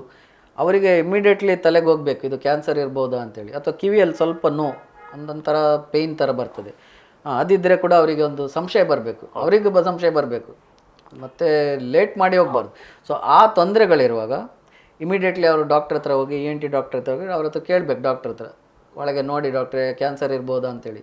ನಾವಂದರೆ ಲೇಟ್ ಮಾಡಿ ಪ್ರಯೋಜನ ಇಲ್ಲಲ್ಲ. ಸೊ ಅವರೇ ಅರಿವಿದ್ರೆ ಕೇಳ್ತಾರೆ. ಅದು ಗಂಟ್ಲು ಕ್ಯಾನ್ಸರ್. ಹಾಗೆ ಸ್ತನದ ಕ್ಯಾನ್ಸರಲ್ಲಿ ಕೂಡ ಇರ್ತದೆ. ಒಂದು ಸಣ್ಣ ಗೆಡ್ಡೆ ಇದ್ದರೆ 45 ವರ್ಷದಲ್ಲಿ ಅದನ್ನು ಅವರು ಪರೀಕ್ಷೆ ಮಾಡ್ತಾ ಇರಬೇಕು. ಏನೋ ತೊಂದರೆ ಇದ್ದರೆ ಅವ್ರು ಡಾಕ್ಟ್ರಿಗೆ ತೋರಿಸ್ಬೇಕು. ಮತ್ತು ಗರ್ಭಕೋಶ ಕ್ಯಾನ್ಸರ್ ಇಲ್ಲಿ ಮುಟ್ಟು ಮಧ್ಯದಲ್ಲಿ ರಕ್ತ ಹೋಗೋದು, ಬೆನ್ನು ಬರೋದು, ಮೂತ್ರ ಹೋಗುವಾಗ ಉರಿ ಆಗೋದು, ಇಂಥದ್ದೆಲ್ಲ ಸಂಕೇತಗಳು, ಲಕ್ಷಣಗಳು. ಸರ್, ಈಗ ಲಕ್ಷಣಗಳು ಎಲ್ಲ ಕಾಯಿಲೆಗಳಲ್ಲಿ ಕೂಡ ಬರ್ತದೆ. ಆದರೆ ಈ ಲಕ್ಷಣಗಳು ಎಷ್ಟು ಟೈಮ್ವರೆಗೆ ಬಂದರೆ ಅವರು ಇಮಿಡಿಯೇಟ್ ಆಗಿ ಬರಬೇಕು, ಆ ರೀತಿ ಏನಾದರೂ ಇದೆಯಾ ಸರ್? ಈಗ 2 ವಾರ 3 ವಾರ ಆ ರೀತಿ ಏನಾದರೂ? ಅಲ್ಲ, ಅಂದರೆ ಈ ಕ್ಯಾನ್ಸರ್ ಕಾಯಿಲೆಯಲ್ಲಿ every day is a day delayed. ಅಂದರೆ ನಾವೀಗ ಇವತ್ತು ನಮಗೆ ಗಂಟ್ಲು ನೋವು ಬಂತಂತ ಎಣಿಸಿ, ನಾವು ಈಗ ಹತ್ತಿರ ಡಾಕ್ಟರ್ ಹತ್ರ ಹೋಗಿ ಮಾತ್ರೆ ತಗೊಳ್ಬೋದು. 2 ವಾರದಲ್ಲಿ, ಈಗ ನೀವು ಹೇಳಿದ ಎಷ್ಟು ಟೈಮ್ ವೆಯ್ಟ್ ಮಾಡ್ಬೋದು ಅಂತೇಳಿ. ಸೊ 2 ವಾರದಲ್ಲಿ ಈಗ 45 ವರ್ಷ ಪ್ರಾಯ ಆಗುವಾಗ ಯಾವುದೇ ಸಮಸ್ಯೆ ಕಡಿಮೆ ಆಗದಿದ್ದರೆ ಅವರಿಗೆ ಈ ಕ್ಯಾನ್ಸರ್ ಕಾಯಿಲೆ ಇರ್ಬೋದು ಅಂತೇಳಿ ಅವ್ರು ಎಣಿಸ್ಬೇಕು. ಇರಲಿಕ್ಕಿಲ್ಲ. ಎಸ್ಪೆಷಲಿ ರಿಸ್ಕ್ ಫ್ಯಾಕ್ಟರ್ಸ್ ಇರುವವರು, ಅಂದರೆ ಗರ್ಭಕೋಶ ಕ್ಯಾನ್ಸರ್ ಇರಲಿ, ಸ್ತನದ ಕ್ಯಾನ್ಸರ್ ಇರಲಿ, ಎಲ್ಲದಕ್ಕೆ ಒಂದು ರಿಸ್ಕ್ ಫ್ಯಾಕ್ಟರ್ ಅಂತ ಇರ್ತದೆ. ಸೊ ಆ ರಿಸ್ಕ್ ಫ್ಯಾಕ್ಟರ್ ಇದ್ದರೆ ಅವ್ರು ಇಮಿಡಿಯೇಟ್ಲಿ ಡಾಕ್ಟರ್ ಹತ್ರ 2 ವಾರ ಬಿಟ್ಟು ಹೋಗಬೇಕು. ಸೊ ನಾಳೆ ಬೆನ್ನು ನೋವು ಬಂತಂತ ಎಣಿಸಿ, 2 ವಾರ ನೀವು ಬೆನ್ನು ನೋವಿಗೆ ಮಾತ್ರೆ ತಗೊಳ್ಬೋದು ಡಾಕ್ಟರ್. ಮತ್ತು ನಿಮಗೆ ಆ ಬೆನ್ನು ಬರೋದು ಯಾಕೆಂತೇಳಿ ಕಾರಣ ಗೊತ್ತಾಗಬೇಕು. ಅದು ಡಿಸ್ಕ್ ಇರ್ಬೋದು, ಏಜ್ ರಿಲೇಟೆಡ್ ಆಸ್ಟಿಯೋಪೊರೋಸಿಸ್ ಇರ್ಬೋದು, ಬೇರೆ ಏನೋ ನ್ಯೂರೋಪತಿ ಇರ್ಬೋದು, ಡಯಾಬಿಟಿಸಿಂದ ಇರ್ಬೋದು. ಒಂದು ಕಾರಣ ಕ್ಯಾನ್ಸರ್ ಅದರಲ್ಲಿ. ಸೊ ನಮಗೆ ಈ ಸಂಕೇತ ಲಕ್ಷಣಗಳು ಕ್ಯಾನ್ಸರಿಗೆ ಮಾತ್ರ ಇರುವುದಲ್ಲ, ಅದು ಬೇರೆ ಕೂಡ ಇರ್ಬೋದು. ಬೇರೆ ಗರ್ಭಕೋಶದಲ್ಲಿ ಬಿಳಿ ಬರುವಂಥದ್ದು ಇನ್ಫೆಕ್ಷನ್ ಇದ್ದರೆ ಕೂಡ ಬರ್ಬೋದು. ಆದರೆ ಕ್ಯಾನ್ಸರಿಗೆ ಒಂದು ಲಕ್ಷಣ ಅದು. ನಾವು ಇನ್ಫೆಕ್ಷನ್ ಅಂತೇಳಿ 2 ವಾರದಲ್ಲಿ ಇನ್ಫೆಕ್ಷನ್ ಆದರೆ ಗುಣ ಆಗಬೇಕು.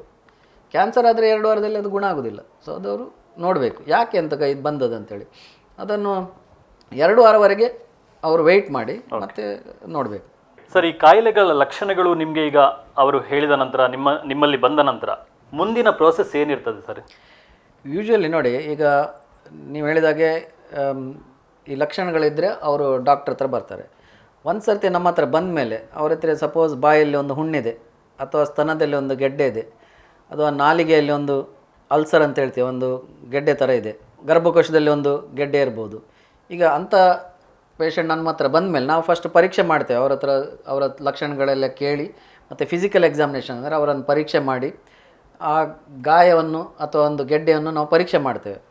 ಪರೀಕ್ಷೆ ಮಾಡಿದ ಮೇಲೆ ನಮಗೆ ಒಂದು ಸಂಶಯ ಬರ್ತದೆ, ಇದು ಕ್ಯಾನ್ಸರ್ ಇರ್ಬೋದು ಅಂತೇಳಿ. ಕೆಲವು ಸರ್ತಿ ನಾವು ಹೇಳ್ತೇವೆ, ಯಾವುದು ಟೆಸ್ಟ್ ಮಾಡಿದ್ದು ಇದು ಕ್ಯಾನ್ಸರ್ ಅಲ್ಲ, ನೀವು ಒಂದು 3 ತಿಂಗಳು ಬಿಟ್ಟು ಬನ್ನಿ ಅಂತೇಳಿ. ಆದರೆ ನಮಗೆ ಸಂಶಯ ಇದ್ದರೆ ಅದಕ್ಕೆ ನಾವು ಟೆಸ್ಟ್ಗಳನ್ನು ಮಾಡಬೇಕು. ಮೋಸ್ಟ್ ಇಂಪಾರ್ಟೆಂಟ್ ಟೆಸ್ಟ್ ಅಂದರೆ ಕ್ಯಾನ್ಸರ್ ಇದೇ ಇಲ್ಲ ಅಂತ ನೋಡಲಿಕ್ಕೆ ಬಯಾಪ್ಸಿ ಅಂತ ಹೇಳಿದೆ. ಅಂದರೆ ಒಂದು ಸಣ್ಣ ಪೀಸ್ ತೆಗೆದು ಆ ಗೆಡ್ಡೆಯಿಂದ ಬೇರೆ ಬೇರೆ ರೀತಿಯಲ್ಲಿ ತಗೊಳ್ಬೋದು.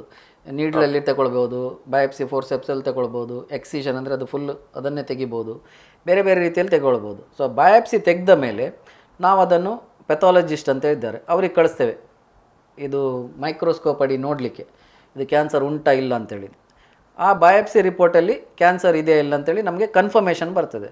ಒಂದು ಸರ್ತಿ ಆ ರಿಪೋರ್ಟ್ ಬಂದ ಮೇಲೆ ಕ್ಯಾನ್ಸರ್ ಅಂತೇಳಿ ಉಂಟಂತೇಳಿ ಬಂದ ಮೇಲೆ ನಮಗೆ ಇನ್ನು ನೆಕ್ಸ್ಟ್ ಸ್ಟೆಪ್ ಅಂದರೆ ಸ್ಟೇಜಿಂಗ್ ಅಂತೇಳಿ. ಅಂದರೆ ಕಾಯಿಲೆಯ ಸ್ವಭಾವವನ್ನು ನಿರ್ಧರಿಸುವುದು ಆ ಟೈಮಲ್ಲಿ ಸ್ಟೇಜಿಂಗಲ್ಲಿ. ಅಲ್ಲಕ್ಕೆ ಒಂದು ಫಸ್ಟಲ್ಲಿ ಕ್ಯಾನ್ಸರ್ ಯಾವುದು ಅಂತೇಳಿ ಗೊತ್ತಾಗ್ತದೆ. ಈಗ ನಾಲಿಗೆ ಕ್ಯಾನ್ಸರಲ್ಲಿ 3-4 ಟೈಪ್ ಇದು ಕ್ಯಾನ್ಸರ್ ಇರ್ಬೋದು. ಅಂದರೆ ಸ್ಕ್ವಾಮಸ್ ಸೆಲ್ ಕಾರ್ಸಿನೋಮ ಅಂದರೆ ಕವರಿಂಗ್ ಮೇಲೆ ಇದ್ದದ್ದು, ಅಥವಾ ಮಜಲಿಂದ ಬರ್ಬೋದು.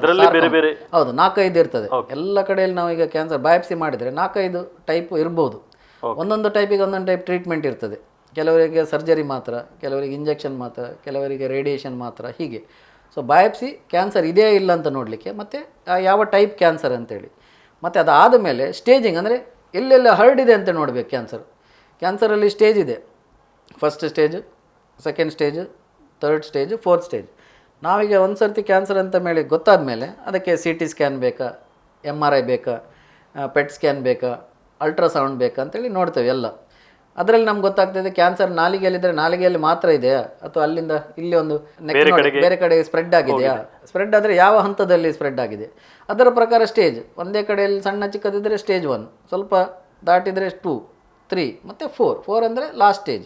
ಅಂದರೆ ಬೇರೆ ಕಡೆಯಲ್ಲಿ ಹೋಗೋದು, ಅಂದರೆ ನಾಲಿಗೆಯಿಂದ ಲಿವರಿಗೆ ಹೋಗೋದು, ನಾಲಿಗೆಯಿಂದ ಮೆದುಳೊಳಗೆ ಹೋಗೋದು, ನಾಲಿಗೆಯಿಂದ ಶ್ವಾಸಕೋಶಕ್ಕೆ ಹೋಗೋದು, ಇದಕ್ಕೆಲ್ಲ 4th ಸ್ಟೇಜ್ ಅಂತ ಹೇಳ್ತೇವೆ. ಈ ಚಿಕಿತ್ಸೆಯ ಇದಕ್ಕೆ ಬಂದಾಗ ಯಾವುದೆಲ್ಲ ಚಿಕಿತ್ಸೆಗಳು ಇದಕ್ಕೆ ಕ್ಯಾನ್ಸರ್ಗೆ ಲಭ್ಯ ಇದೆ? ನೋಡಿ, ಈಗ ಕ್ಯಾನ್ಸರಲ್ಲಿ ತುಂಬ ಚೇಂಜಸ್ ಆಗಿದೆ ಚಿಕಿತ್ಸೆಯಲ್ಲಿ. ಯಾಕೆ ಎಲ್ಲ ಮೆಡಿಕಲ್ ಫೀಲ್ಡಲ್ಲಿ ಅಡ್ವಾನ್ಸಸ್ ಇನ್ ಟೆಕ್ನಾಲಜಿ ಅಂತ ಹೇಳ್ತೇವೆ. ಈಗ ನಾವು ಡಾಕ್ಟ್ರ್ ಮಾತ್ರ ಅಲ್ಲ, ನಮಗೆ ಬಯೋಮೆಡಿಕಲ್ ಇಂಜಿನಿಯರಿಂಗ್ ಅಂತೇಳಿ ಇರ್ತಾರೆ. ಅವರ ಒಂದು ರಿಸರ್ಚ್, ಅವರ ಒಂದು ಕೆಲಸದಿಂದ ನಮಗೆ ನಮ್ಮ ಟ್ರೀಟ್ಮೆಂಟ್ ಮಾಡುವಂಥದ್ದು ಈಗ ಒಂದು ತುಂಬ ಉತ್ತಮ ಆಗಿದೆ ಮತ್ತು ಅವರ ಕಾಂಟ್ರಿಬ್ಯೂಷನ್ ಈಸ್ ವೆರಿ ಬಿಗ್. ಅದು ಕೆಲವು ಸರ್ತಿ ಗೊತ್ತಾಗೋದಿಲ್ಲ. ಈಗ ಇ ಸಿ ಜಿ ಮೆಷಿನ್ ಯಾರ ಬಯೋಮೆಡಿಕಲ್ ಇಂಜಿನಿಯರಿಂಗ್ ಮಾಡೋದು, ಹಾರ್ಟ್ ರೇಟ್ ಹೇಗೆ ಗೊತ್ತಾಗೋದು ಅಂತೇಳಿ ಅವ್ರು ಮಾಡುವಂಥದ್ದು. ವೈದ್ಯಕೀಯ ಡಾಕ್ಟರ್ ಅದನ್ನು ಉಪಯೋಗ ಮಾಡ್ತಾರೆ. ಅದಕ್ಕೆ ಅದು ಎಲ್ಲರೂ ಒಟ್ಟಿಗೆ ಕೆಲಸ ಮಾಡುವಂಥದ್ದು ಅಂತ ಹೇಳೋದು ಇದಕ್ಕೆ. ಅಂದರೆ ಡಾಕ್ಟರ್ಗಳಿರಲಿ, ಇಂಜಿನಿಯರ್ಗಳಿರಲಿ, ಬಯೋಮೆಡಿಕಲ್ ಇಂಜಿನಿಯರ್ ಇರಲಿ, ಎಲ್ಲರಿಗೂ ಒಟ್ಟಿಗೆ ಕೆಲಸ ಮಾಡಿದರೆ ಇಂಥ ಅತ್ಯಾಧುನಿಕ ಒಂದು ಟೆಕ್ನಾಲಜಿ ನಮಗೆ ಈಗ ಸಿಗ್ತಾ ಉಂಟು. ಸೊ ಎಲ್ಲ ಈಗ ಕ್ಯಾನ್ಸರಲ್ಲಿ ಈಗ ಚಿಕಿತ್ಸೆಯಲ್ಲಿ 3 ಅಥವಾ 4 ವಿಧಾನದ ಚಿಕಿತ್ಸೆ ಇದೆ. ಒಂದು ಶಸ್ತ್ರಚಿಕಿತ್ಸೆ ಅಂದರೆ ಆಪ್ರೇಷನ್ ಮಾಡುವಂಥದ್ದು.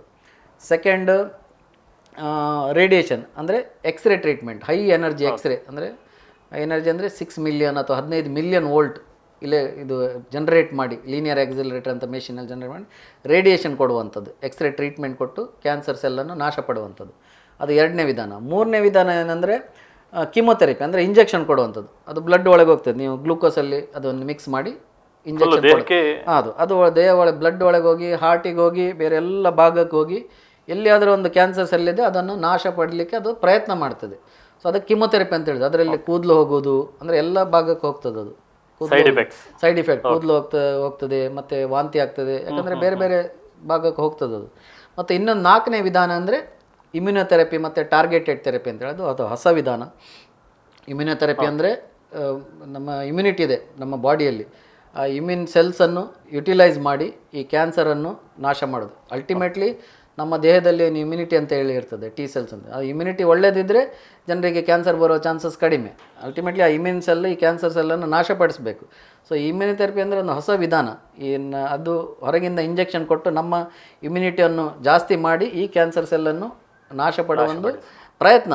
ಆದರೆ ನಾವು ಹೇಳಿದಷ್ಟು ಸುಲಭ ಅಲ್ಲ ಅದು. ನಾನೀಗ ಹೇಳಿದರೆ ಇಮ್ಯುನಿಟಿಯನ್ನು ಜಾಸ್ತಿ ಮಾಡಿ ಕ್ಯಾನ್ಸರನ್ನು ನಾಶ ಮಾಡ್ತೇನೆ ಅಂತ ನಾನು ಹೇಳ್ಬೋದು. ಆದರೆ ಈ ಕ್ಯಾನ್ಸರ್ ಒಂದೊಂದು ತುಂಬ ಕಾಂಪ್ಲೆಕ್ಸ್ ಒಂದು ಕಾಯಿಲೆ, ಅದು ಅಷ್ಟು ಸುಲಭದ ಕಾಯಿಲೆ ಅಲ್ಲ. ಸೊ ನಿಮಗೆ ಈ ವಿಧಾನಗಳಂದರೆ ಈ 4 ವಿಧಾನಗಳಿದೆ: surgery, radiation, chemotherapy, targeted and immunotherapy ಅಂತೇಳಿ. ಸರ್, ಇದು ಈ ಚಿಕಿತ್ಸೆಗಳನ್ನು ಯಾವ್ಯಾವ ಹಂತದಲ್ಲಿ ನೀಡಬಹುದಾಗಿತ್ತು, ನೀವು ಯಾವ ರೀತಿ ಅದು ನಿರ್ಧರಿಸುವುದು ಸರ್? ಅದು ಅಂದರೆ ಒಂದು ಇಂಪಾರ್ಟೆಂಟ್ ಅಂದರೆ ಈ ಕ್ಯಾನ್ಸರಲ್ಲಿ ಎಲ್ಲ ಜನರಿಗೆ ಹೆದರಿಕೆ, ವೆಚ್ಚ ಜಾಸ್ತಿ ಆಗ್ಬೋದು, ಸೈಡ್ ಇಫೆಕ್ಟ್ ಜಾಸ್ತಿ ಆಗ್ಬೋದು. ಹಾಗೆ ತುಂಬ ಮಂದಿ ಕ್ಯಾನ್ಸರಿಗೆ ನಾವು ಟ್ರೀಟ್ಮೆಂಟ್ ಕೊಡ್ತೇವೆ ಅಂತ ಹೇಳಿದ್ರೆ ಹೆದರ್ತಾರೆ, ಅವರಿಗೆ ಹೆದರಿಕೆ ಆಗ್ತದೆ. ಯಾಕಂದರೆ ಟ್ರೀಟ್ಮೆಂಟ್ ಸೈಡ್ ಇಫೆಕ್ಟ್ಸ್ ಅಂತ ಕನ್ನಡದಲ್ಲಿ ಏನು ಹೇಳೋದು, ದುಷ್ಪರಿಣಾಮಗಳು ಜಾಸ್ತಿ ಇರುತ್ತೆ. ಸೊ ಹಾಗೆ ಜನರಿಗೆ ಒಂದು ಟ್ರೀಟ್ಮೆಂಟ್ ತಗೊಳ್ಳಿಕ್ಕೆ ಒಂದು ಭಯ ಆಗ್ತದೆ. ಅದಕ್ಕೆ ನಾವು ಯಾವಾಗಲೂ ಹೇಳೋದು, ಈ ಫಸ್ಟ್ ಸ್ಟೇಜಲ್ಲಿ ಬಂದರೆ ಅವರಿಗೆ ಯಾವುದಾದ್ರೂ ಒಂದೇ ಟ್ರೀಟ್ಮೆಂಟ್ ಸಾಕು, ಎಲ್ಲವೂ ಟ್ರೀಟ್ಮೆಂಟ್ ಬೇಕಾಗಿಲ್ಲ. ಅದು ಆಪರೇಷನ್ ಆದ ಖಾಲಿ ಆಪರೇಷನ್ ಮಾಡಿದರೆ ಸಾಕು. ಇಲ್ಲದೆ ಕೆಲವು ಸರ್ತಿ ಖಾಲಿ ಇಂಜೆಕ್ಷನ್ ಸಾಕು. ಇಂಜೆಕ್ಷನ್ ಅಂದರೆ ಅದು 3 ವಾರಕ್ಕೆ ಒಂದು ಸರ್ತಿ, 6 ಸರ್ತಿ ಅಥವಾ ಕೀಮೊಥೆರಪಿ. ಇಲ್ಲದಿದ್ದರೆ ರೇಡಿಯೇಷನ್, ಅದು 6 ವಾರ ಡೈಲಿ ಕೊಡುವಂಥ ಟ್ರೀಟ್ಮೆಂಟ್. ಸೊ ರೇಡಿಯೇಷನ್ ಯಾವುದಾದ್ರೂ ಒಂದು ಟ್ರೀಟ್ಮೆಂಟ್ ಸಾಕಾಗ್ತದೆ. ಸೊ ನೀವು ಒಂದು ಟ್ರೀಟ್ಮೆಂಟ್ ಕೊಡುವಾಗ ಅದು ಸೈಡ್ ಇಫೆಕ್ಟ್ಸ್ ತುಂಬ ಕಡಿಮೆ ಮತ್ತು ಕಾಸ್ಟ್ ಕೂಡ ಕಡಿಮೆ. ಈಗ ಸ್ಟೇಜ್ 1ನಲ್ಲಿ ಖಾಲಿ ನೀವು ಸರ್ಜರಿ ಮಾಡ್ತೀರಿ, ಕಡಿಮೆ ವೆಚ್ಚ, ಗುಣ ಆಗುವ ಚಾನ್ಸಸ್ 90%. ಮತ್ತೆ ಉಳಿದೆರಡು ಟ್ರೀಟ್ಮೆಂಟ್ ಅವರಿಗೆ ಬೇಕಾಗಿಲ್ಲ, ಒಂದೇ ಟ್ರೀಟ್ಮೆಂಟ್ ವಿಧಾನ ಸಾಕು. ಸೆಕೆಂಡ್, ಥರ್ಡ್ ಸ್ಟೇಜ್ ಎಲ್ಲ 3 ವಿಧಾನ ಬೇಕು. ಸೊ ಟ್ರೀಟ್ಮೆಂಟ್ ಕೂಡ ಒಂದು 15 ದಿನದ ಟ್ರೀಟ್ಮೆಂಟ್, ಒಂದೇ ಟ್ರೀಟ್ಮೆಂಟ್ ಆದರೆ ಬೇಗ ಮುಗೀತದೆ. ಇಲ್ಲದಿದ್ದರೆ ಇದು 6 ತಿಂಗಳವರೆಗೆ long term treatment, side effect ಮತ್ತು ಸಕ್ಸಸ್ ಕಡಿಮೆ ಆಗ್ತದೆ.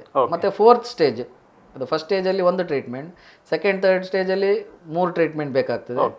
4th ಸ್ಟೇಜಲ್ಲಿ ಎಲ್ಲ ಟ್ರೀಟ್ಮೆಂಟ್ ಬೇಕು, ಕಿಮೊಥೆರಪಿ ಬೇಕು, ರೇಡಿಯೇಷನ್ ಬೇಕು, ಇಮ್ಯುನೊಥೆರಪಿ ಬೇಕು. ಅದರಲ್ಲಿ ವೆಚ್ಚ ನೀವು ಲಕ್ಷಗಟ್ಟಲೆ, ಕೋಟಿಗಟ್ಟಲೆ ಖರ್ಚು ಮಾಡ್ಬೋದು ಹಾಗೆ.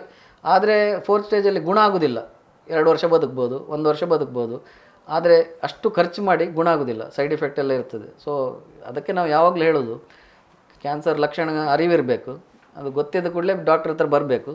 ಫಸ್ಟ್ ಸ್ಟೇಜಲ್ಲಿ ಗೊತ್ತಾದರೆ ಎಲ್ಲರಿಗೆ ಒಳ್ಳೆಯದು, 90% ಗುಣ ಆಗ್ತದೆ. ಅದೊಂದು ಎಲ್ಲರಿಗೆ ಜನರಿಗೆ ತಿಳುವಳಿಕೆ ಇರಬೇಕು. ಸರ್, ಈ ಕಾಯಿಲೆಯ ಹಂತಗಳು ಅಂತ ಹೇಳಿದರೆ, ಈ ಕಾಯಿಲೆಯ ಹಂತಗಳಿಗೆ ಅನುಸಾರವಾಗಿ ಈ ಬದುಕುಳಿಯುವ ಪ್ರಮಾಣ ಎಷ್ಟಿರ್ತದೆ? ಅದೊಂದು ಅಂದರೆ ಪ್ರೋಗ್ನೋಸಿಸ್ ಅಂತ ಹೇಳ್ತೇವೆ ನಾವು. ಅಂದರೆ ಪ್ರತಿ ಸ್ಟೇಜಲ್ಲಿ ಪ್ರೋಗ್ನೋಸಿಸ್ ಎಷ್ಟಂದರೆ ಎಷ್ಟು ಜನ ಸರ್ವೈವಲ್, ಅಂದರೆ ಎಷ್ಟು ನೀವು ಹೇಳಿದಾಗೆ ಗುಣಮುಖ ಆಗಿ ಹೋಗ್ತಾರೆ ಅಂತೇಳಿ. ಸೊ ಅಲ್ಟಿಮೇಟ್ಲಿ ನಮ್ಮ ಈ ಯಾವ ಚಿಕಿತ್ಸೆ ಮಾಡಿದರೂ ದ ಮೇನ್ ಪರ್ಪಸ್ ಈಸ್ ಈ ರೋಗಿಗಳು ಸಮಾಜಕ್ಕೆ ಹೋಗಿ ಅವರು ನಾರ್ಮಲ್ ಆಗಿ ಬಾಳಬೇಕು, ಅವರ ಕೆಲಸ ಮಾಡಬೇಕು. ಅವರು ಅಂದರೆ ನಾರ್ಮಲ್ ಲೈಫ್, ಗುಣಮಟ್ಟದ ಜೀವನ, ಗುಡ್ ಕ್ವಾಲಿಟಿ ಆಫ್ ಲೈಫ್. ಈಗ ನಾವು ಟ್ರೀಟ್ಮೆಂಟ್ ಮಾಡಿ ಅವ್ರ ಮನೆಯಲ್ಲೇ ಇರಬೇಕು ಅಂಥದ್ದು ಇರಬಾರ್ದು.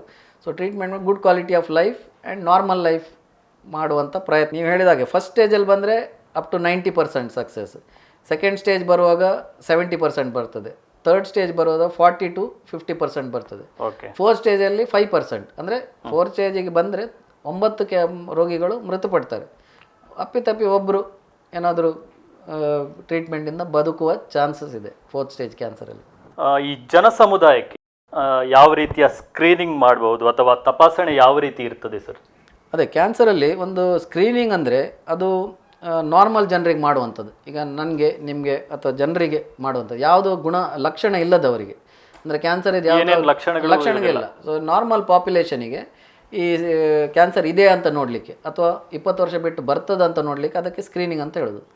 ಈಗ ನಮಗೆ 4-5 ಕ್ಯಾನ್ಸರ್ಗಳಿಗೆ ಆ ಸ್ಕ್ರೀನಿಂಗ್ ಇದೆ. ಒಂದು ಗರ್ಭಕೋಶದ ಕ್ಯಾನ್ಸರಿಗೆ ಒಂದು ಪ್ಯಾಪ್ಸ್ಮಿಯರ್ ಅಂತೇಳಿ ಮಾಡ್ತಾರೆ. ಹೆಂಗಸರಿಗೆ 24 ವರ್ಷ ಆದಮೇಲೆ ಪ್ರತಿ 2 ವರ್ಷ ಒಂದು ಸರ್ತಿ ಮಾಡಬೇಕು. ಅದು ಗರ್ಭಕೋಶದ ಕ್ಯಾನ್ಸರ್. ಅದು ಮಾಡಿದರೆ ನಿಮಗೆ 99% ಯಾರಿಗೂ ಕ್ಯಾನ್ಸರ್ ಬಾರದಾಗೆ ನೋಡ್ಬೋದು ಅಥವಾ ಗುಣ ಮಾಡ್ಬೋದು.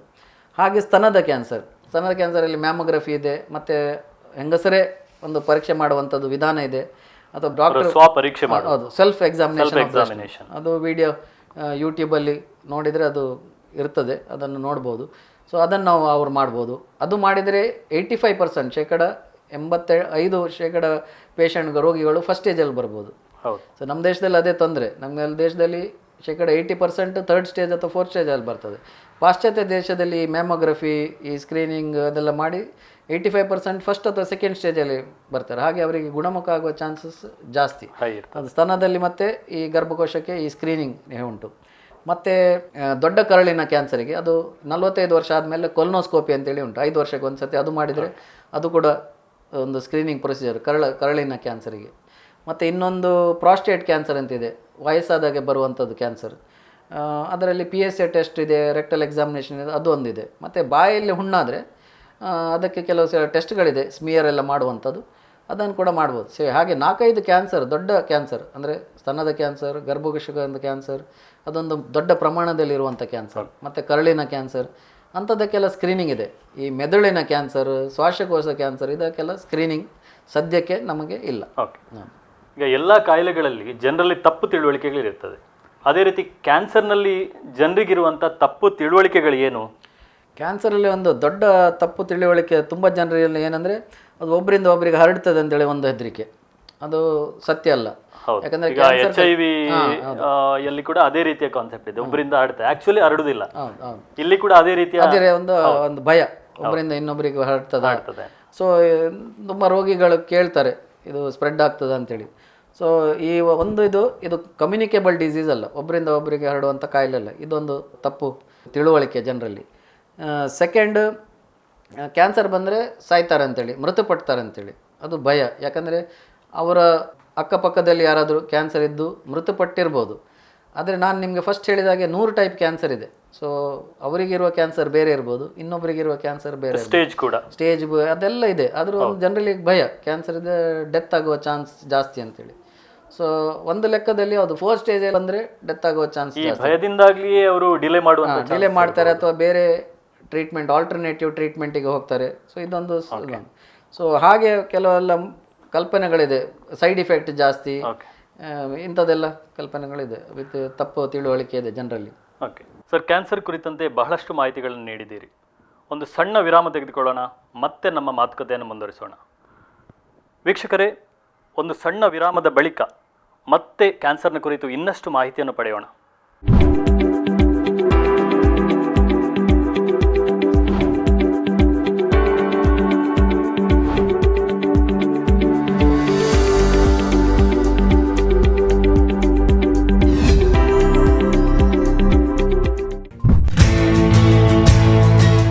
Mangalore Institute of Oncology, a special hospital for the treatment of cancer.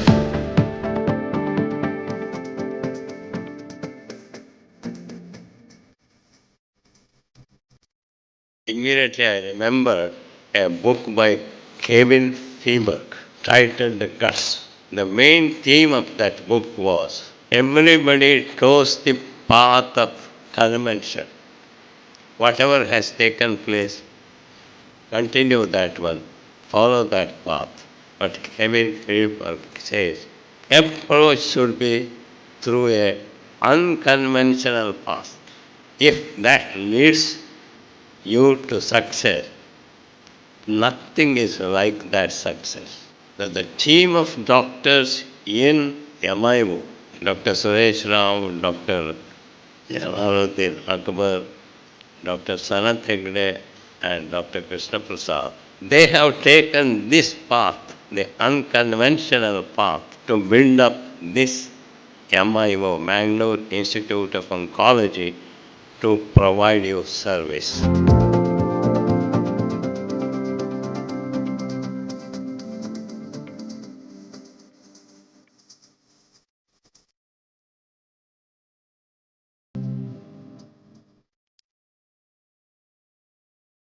Doctor Suresh Rao ಒಳ್ಳೆಯ ಯಂಗ್ಸ್ಟರ್ ಟೀಮ್ಗಳನ್ನು ಜಲಾಲುದ್ದೀನ್ ಅಕ್ಬರ್ ಇದ್ದಾರೆ, ಸನತ್ ಹೆಗಡೆ ಅವರಿದ್ದಾರೆ, ಕೃಷ್ಣ ಪ್ರಸಾದ್ ಇದ್ದಾರೆ, ಇವರೆಲ್ಲ ಸೇರಿ ಮತ್ತು ಹೆಸರು ಹೇಳಲಿಕ್ಕೆ ಹೋದರೆ ದೊಡ್ಡ ತಂಡ ಇದೆ. ಇವರೆಲ್ಲರ ಉಪಸ್ಥಿತಿಯಲ್ಲಿ ಈ ಸೇವೆ ಭಾಳ ಹೆಚ್ಚು ಮೂಡಿ ಬರಲಿ ಮತ್ತು ಕ್ಯಾನ್ಸರ್ ಕೇರ್ ಇದರ ಬಗ್ಗೆ ಭಾಳ ದೊಡ್ಡ ನಮ್ಮ ಜಿಲ್ಲೆ, ನಮ್ಮ ರಾಜ್ಯದಲ್ಲಿ ಹೆಸರನ್ನು ಪಡ್ಕೊಳ್ಳುವಂಥ ರೀತಿಯಲ್ಲಿ ಈ ಆಸ್ಪತ್ರೆ ಮುಖಾಂತರ ಸೇವೆ ಕೊಡುವ ರೀತಿಯಲ್ಲಿ ಆಗಲಿ ಅಂತ ನಾನು ಭಾವಿಸ್ತಾ ಇದ್ದೇನೆ.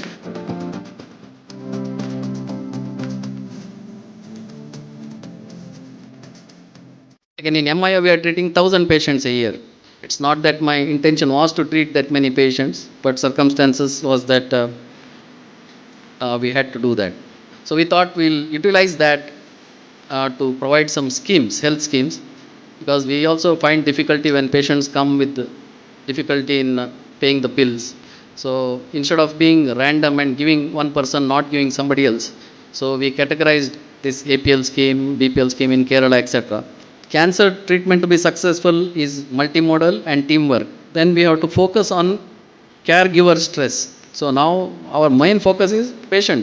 That's all. We are thinking about patient. We forget that there are individuals around him who is psychologically stressed, taking care of him. Sometimes we are totally unable to understand their feelings and what they are going through. And also we have to make oncology treatment simple, clear goals, ethical, and cost effective. So we are working towards these three: cancer prevention, caregiver stress, and having clear goals to make it less costly. Mangalore Institute of Oncology, a special hospital for cancer treatment.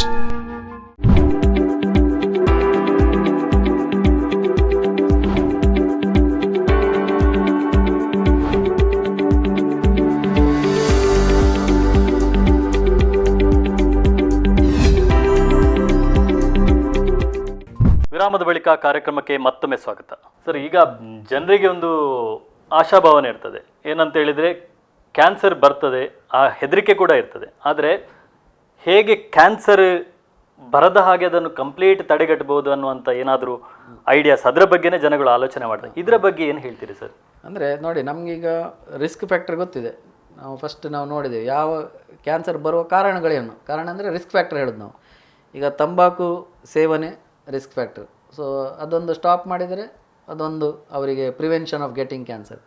Life style modification, ನಮ್ಮ ಜೀವನ ಶೈಲಿಯನ್ನು change ಮಾಡೋದು, exercise ಮಾಡೋದು, healthy ಫುಡ್ಡನ್ನು ತಿನ್ನೋದು, ಮಲಗುವ time, ಏಳುವ time ಎಲ್ಲ ನಮ್ಮ ಹೇಳಿ ಬರುವಂಥ ಒಂದು ನಮ್ಮ ಅಜ್ಜ ಇರಲಿ, ನಮ್ಮ ತಂದೆ ಇರಲಿ, ಅದನ್ನು ನಮಗೆ ಹೇಳುವಂಥದ್ದು. ರಾತ್ರಿ ಬೇಗ ಮಲಗಬೇಕು, ಬೇಗ ಜೀವನ ಶೈಲಿ, ಏನು ತಿನ್ನಬೇಕು, ಏನು ತಿನ್ನಬಾರ್ದು, ಇಂಥದ್ದೆಲ್ಲ. ಆದರೆ ಅದು ಜೀವನ ಶೈಲಿ ಇನ್ನೊಂದು ಎರಡು. So 70% of cancers can be prevented. Exercise, ಈಗ ನಾವು ಎಕ್ಸಸೈಸ್ ಮಾಡೋದು ಕಡಿಮೆ, ಅಂದರೆ 45 ಮಿನಿಟ್ಸ್ ಬ್ರಿಸ್ಕ್ ವಾಕಿಂಗ್ ಮಾಡಬೇಕು, ಫಿಟ್ ಇರಬೇಕು, ಹೆಲ್ದಿ ಇರಬೇಕು.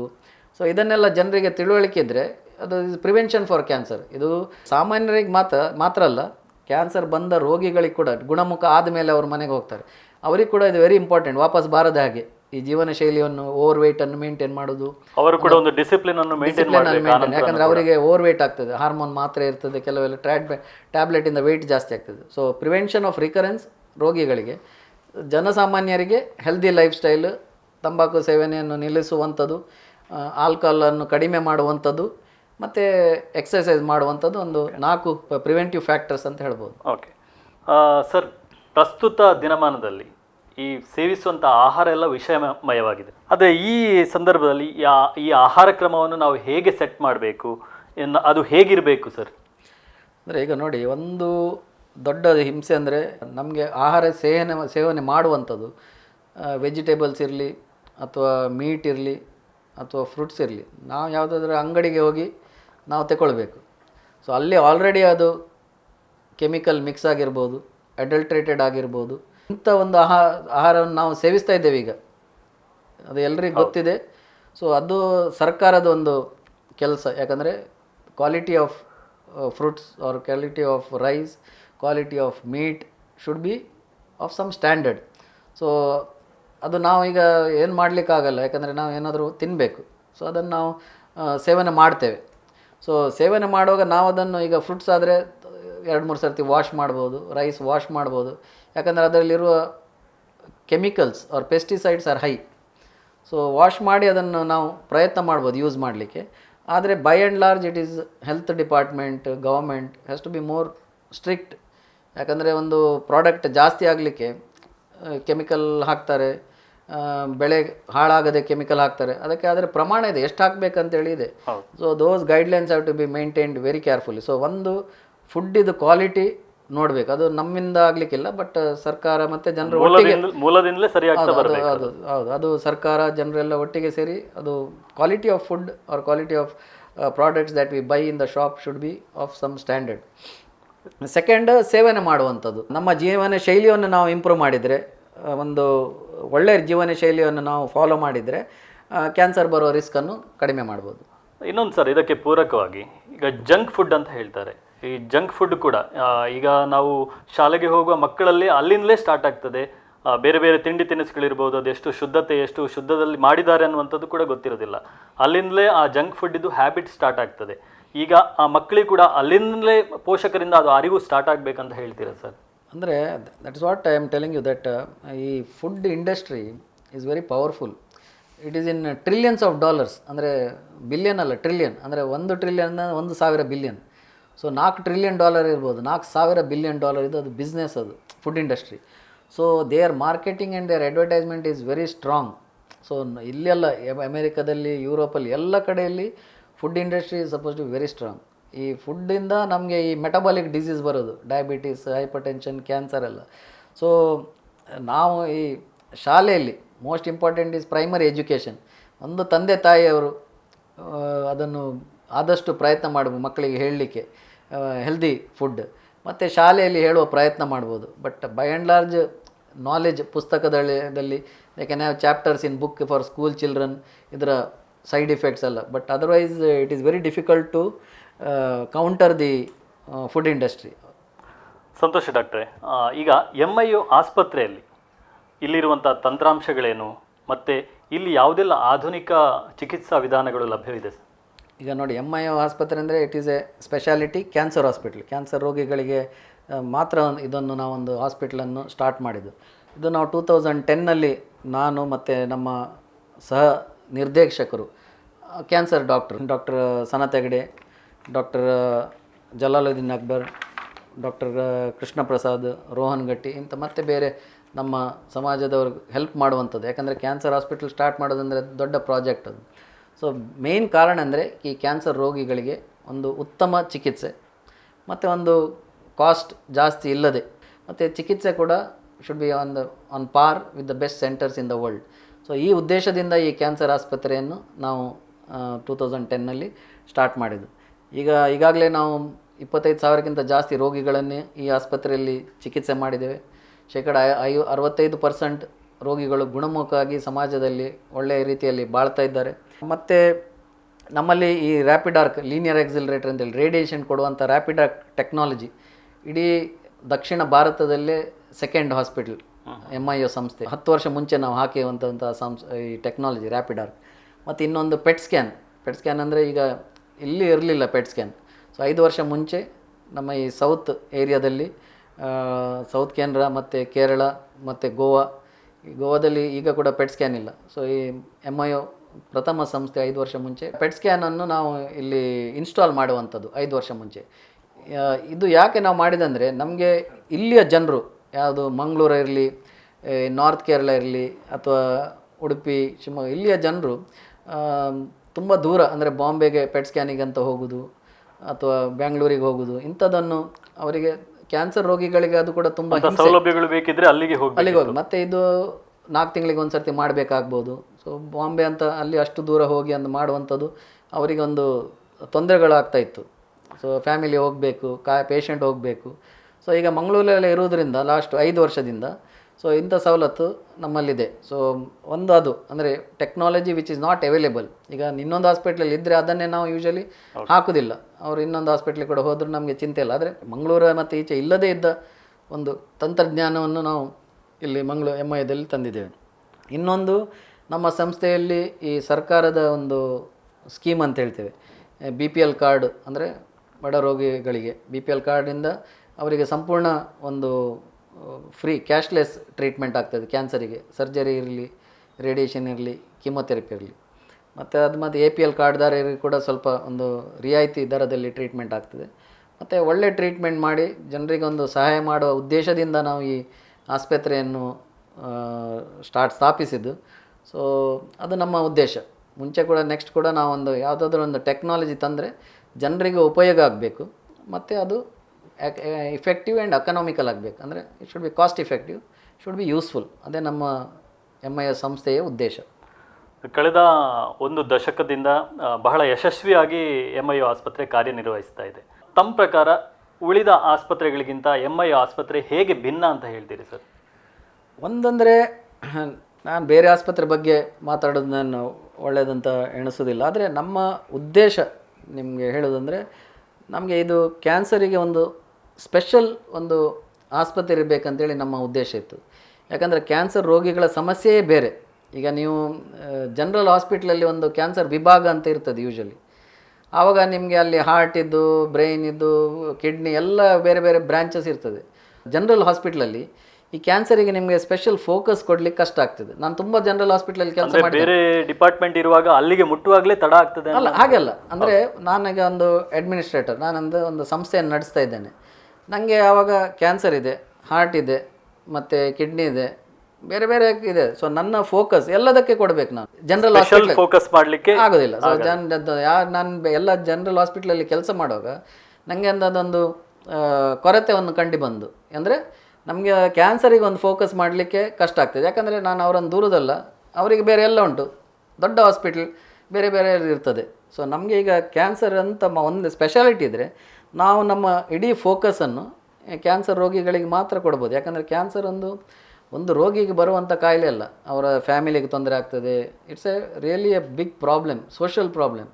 So you can't deal it like ಈಗ ಹರ್ನಿಯ ಮಾಡಿದರೆ ನೀವು ಅದನ್ನು ಟ್ರೀಟ್ಮೆಂಟ್ ಮಾಡೋದು, ಡಿಸ್ಚಾರ್ಜ್ ಮಾಡಿ ಅವ್ರು ಮನೆಗೆ ಹೋಗ್ತಾರೆ, ಮತ್ತೆ ಬರೋದಿಲ್ಲ ಅವರು ಅದೇ ಡಾಕ್ಟ್ರ್ ಹತ್ರ. ಬೇರೆ ಕಾಯಿಲೆ ಇರ್ಬೋದು ಅವರಿಗೆ, ಮತ್ತೆ ಬರ್ಬೋದು 2 ವರ್ಷ ಬಿಟ್ಟು.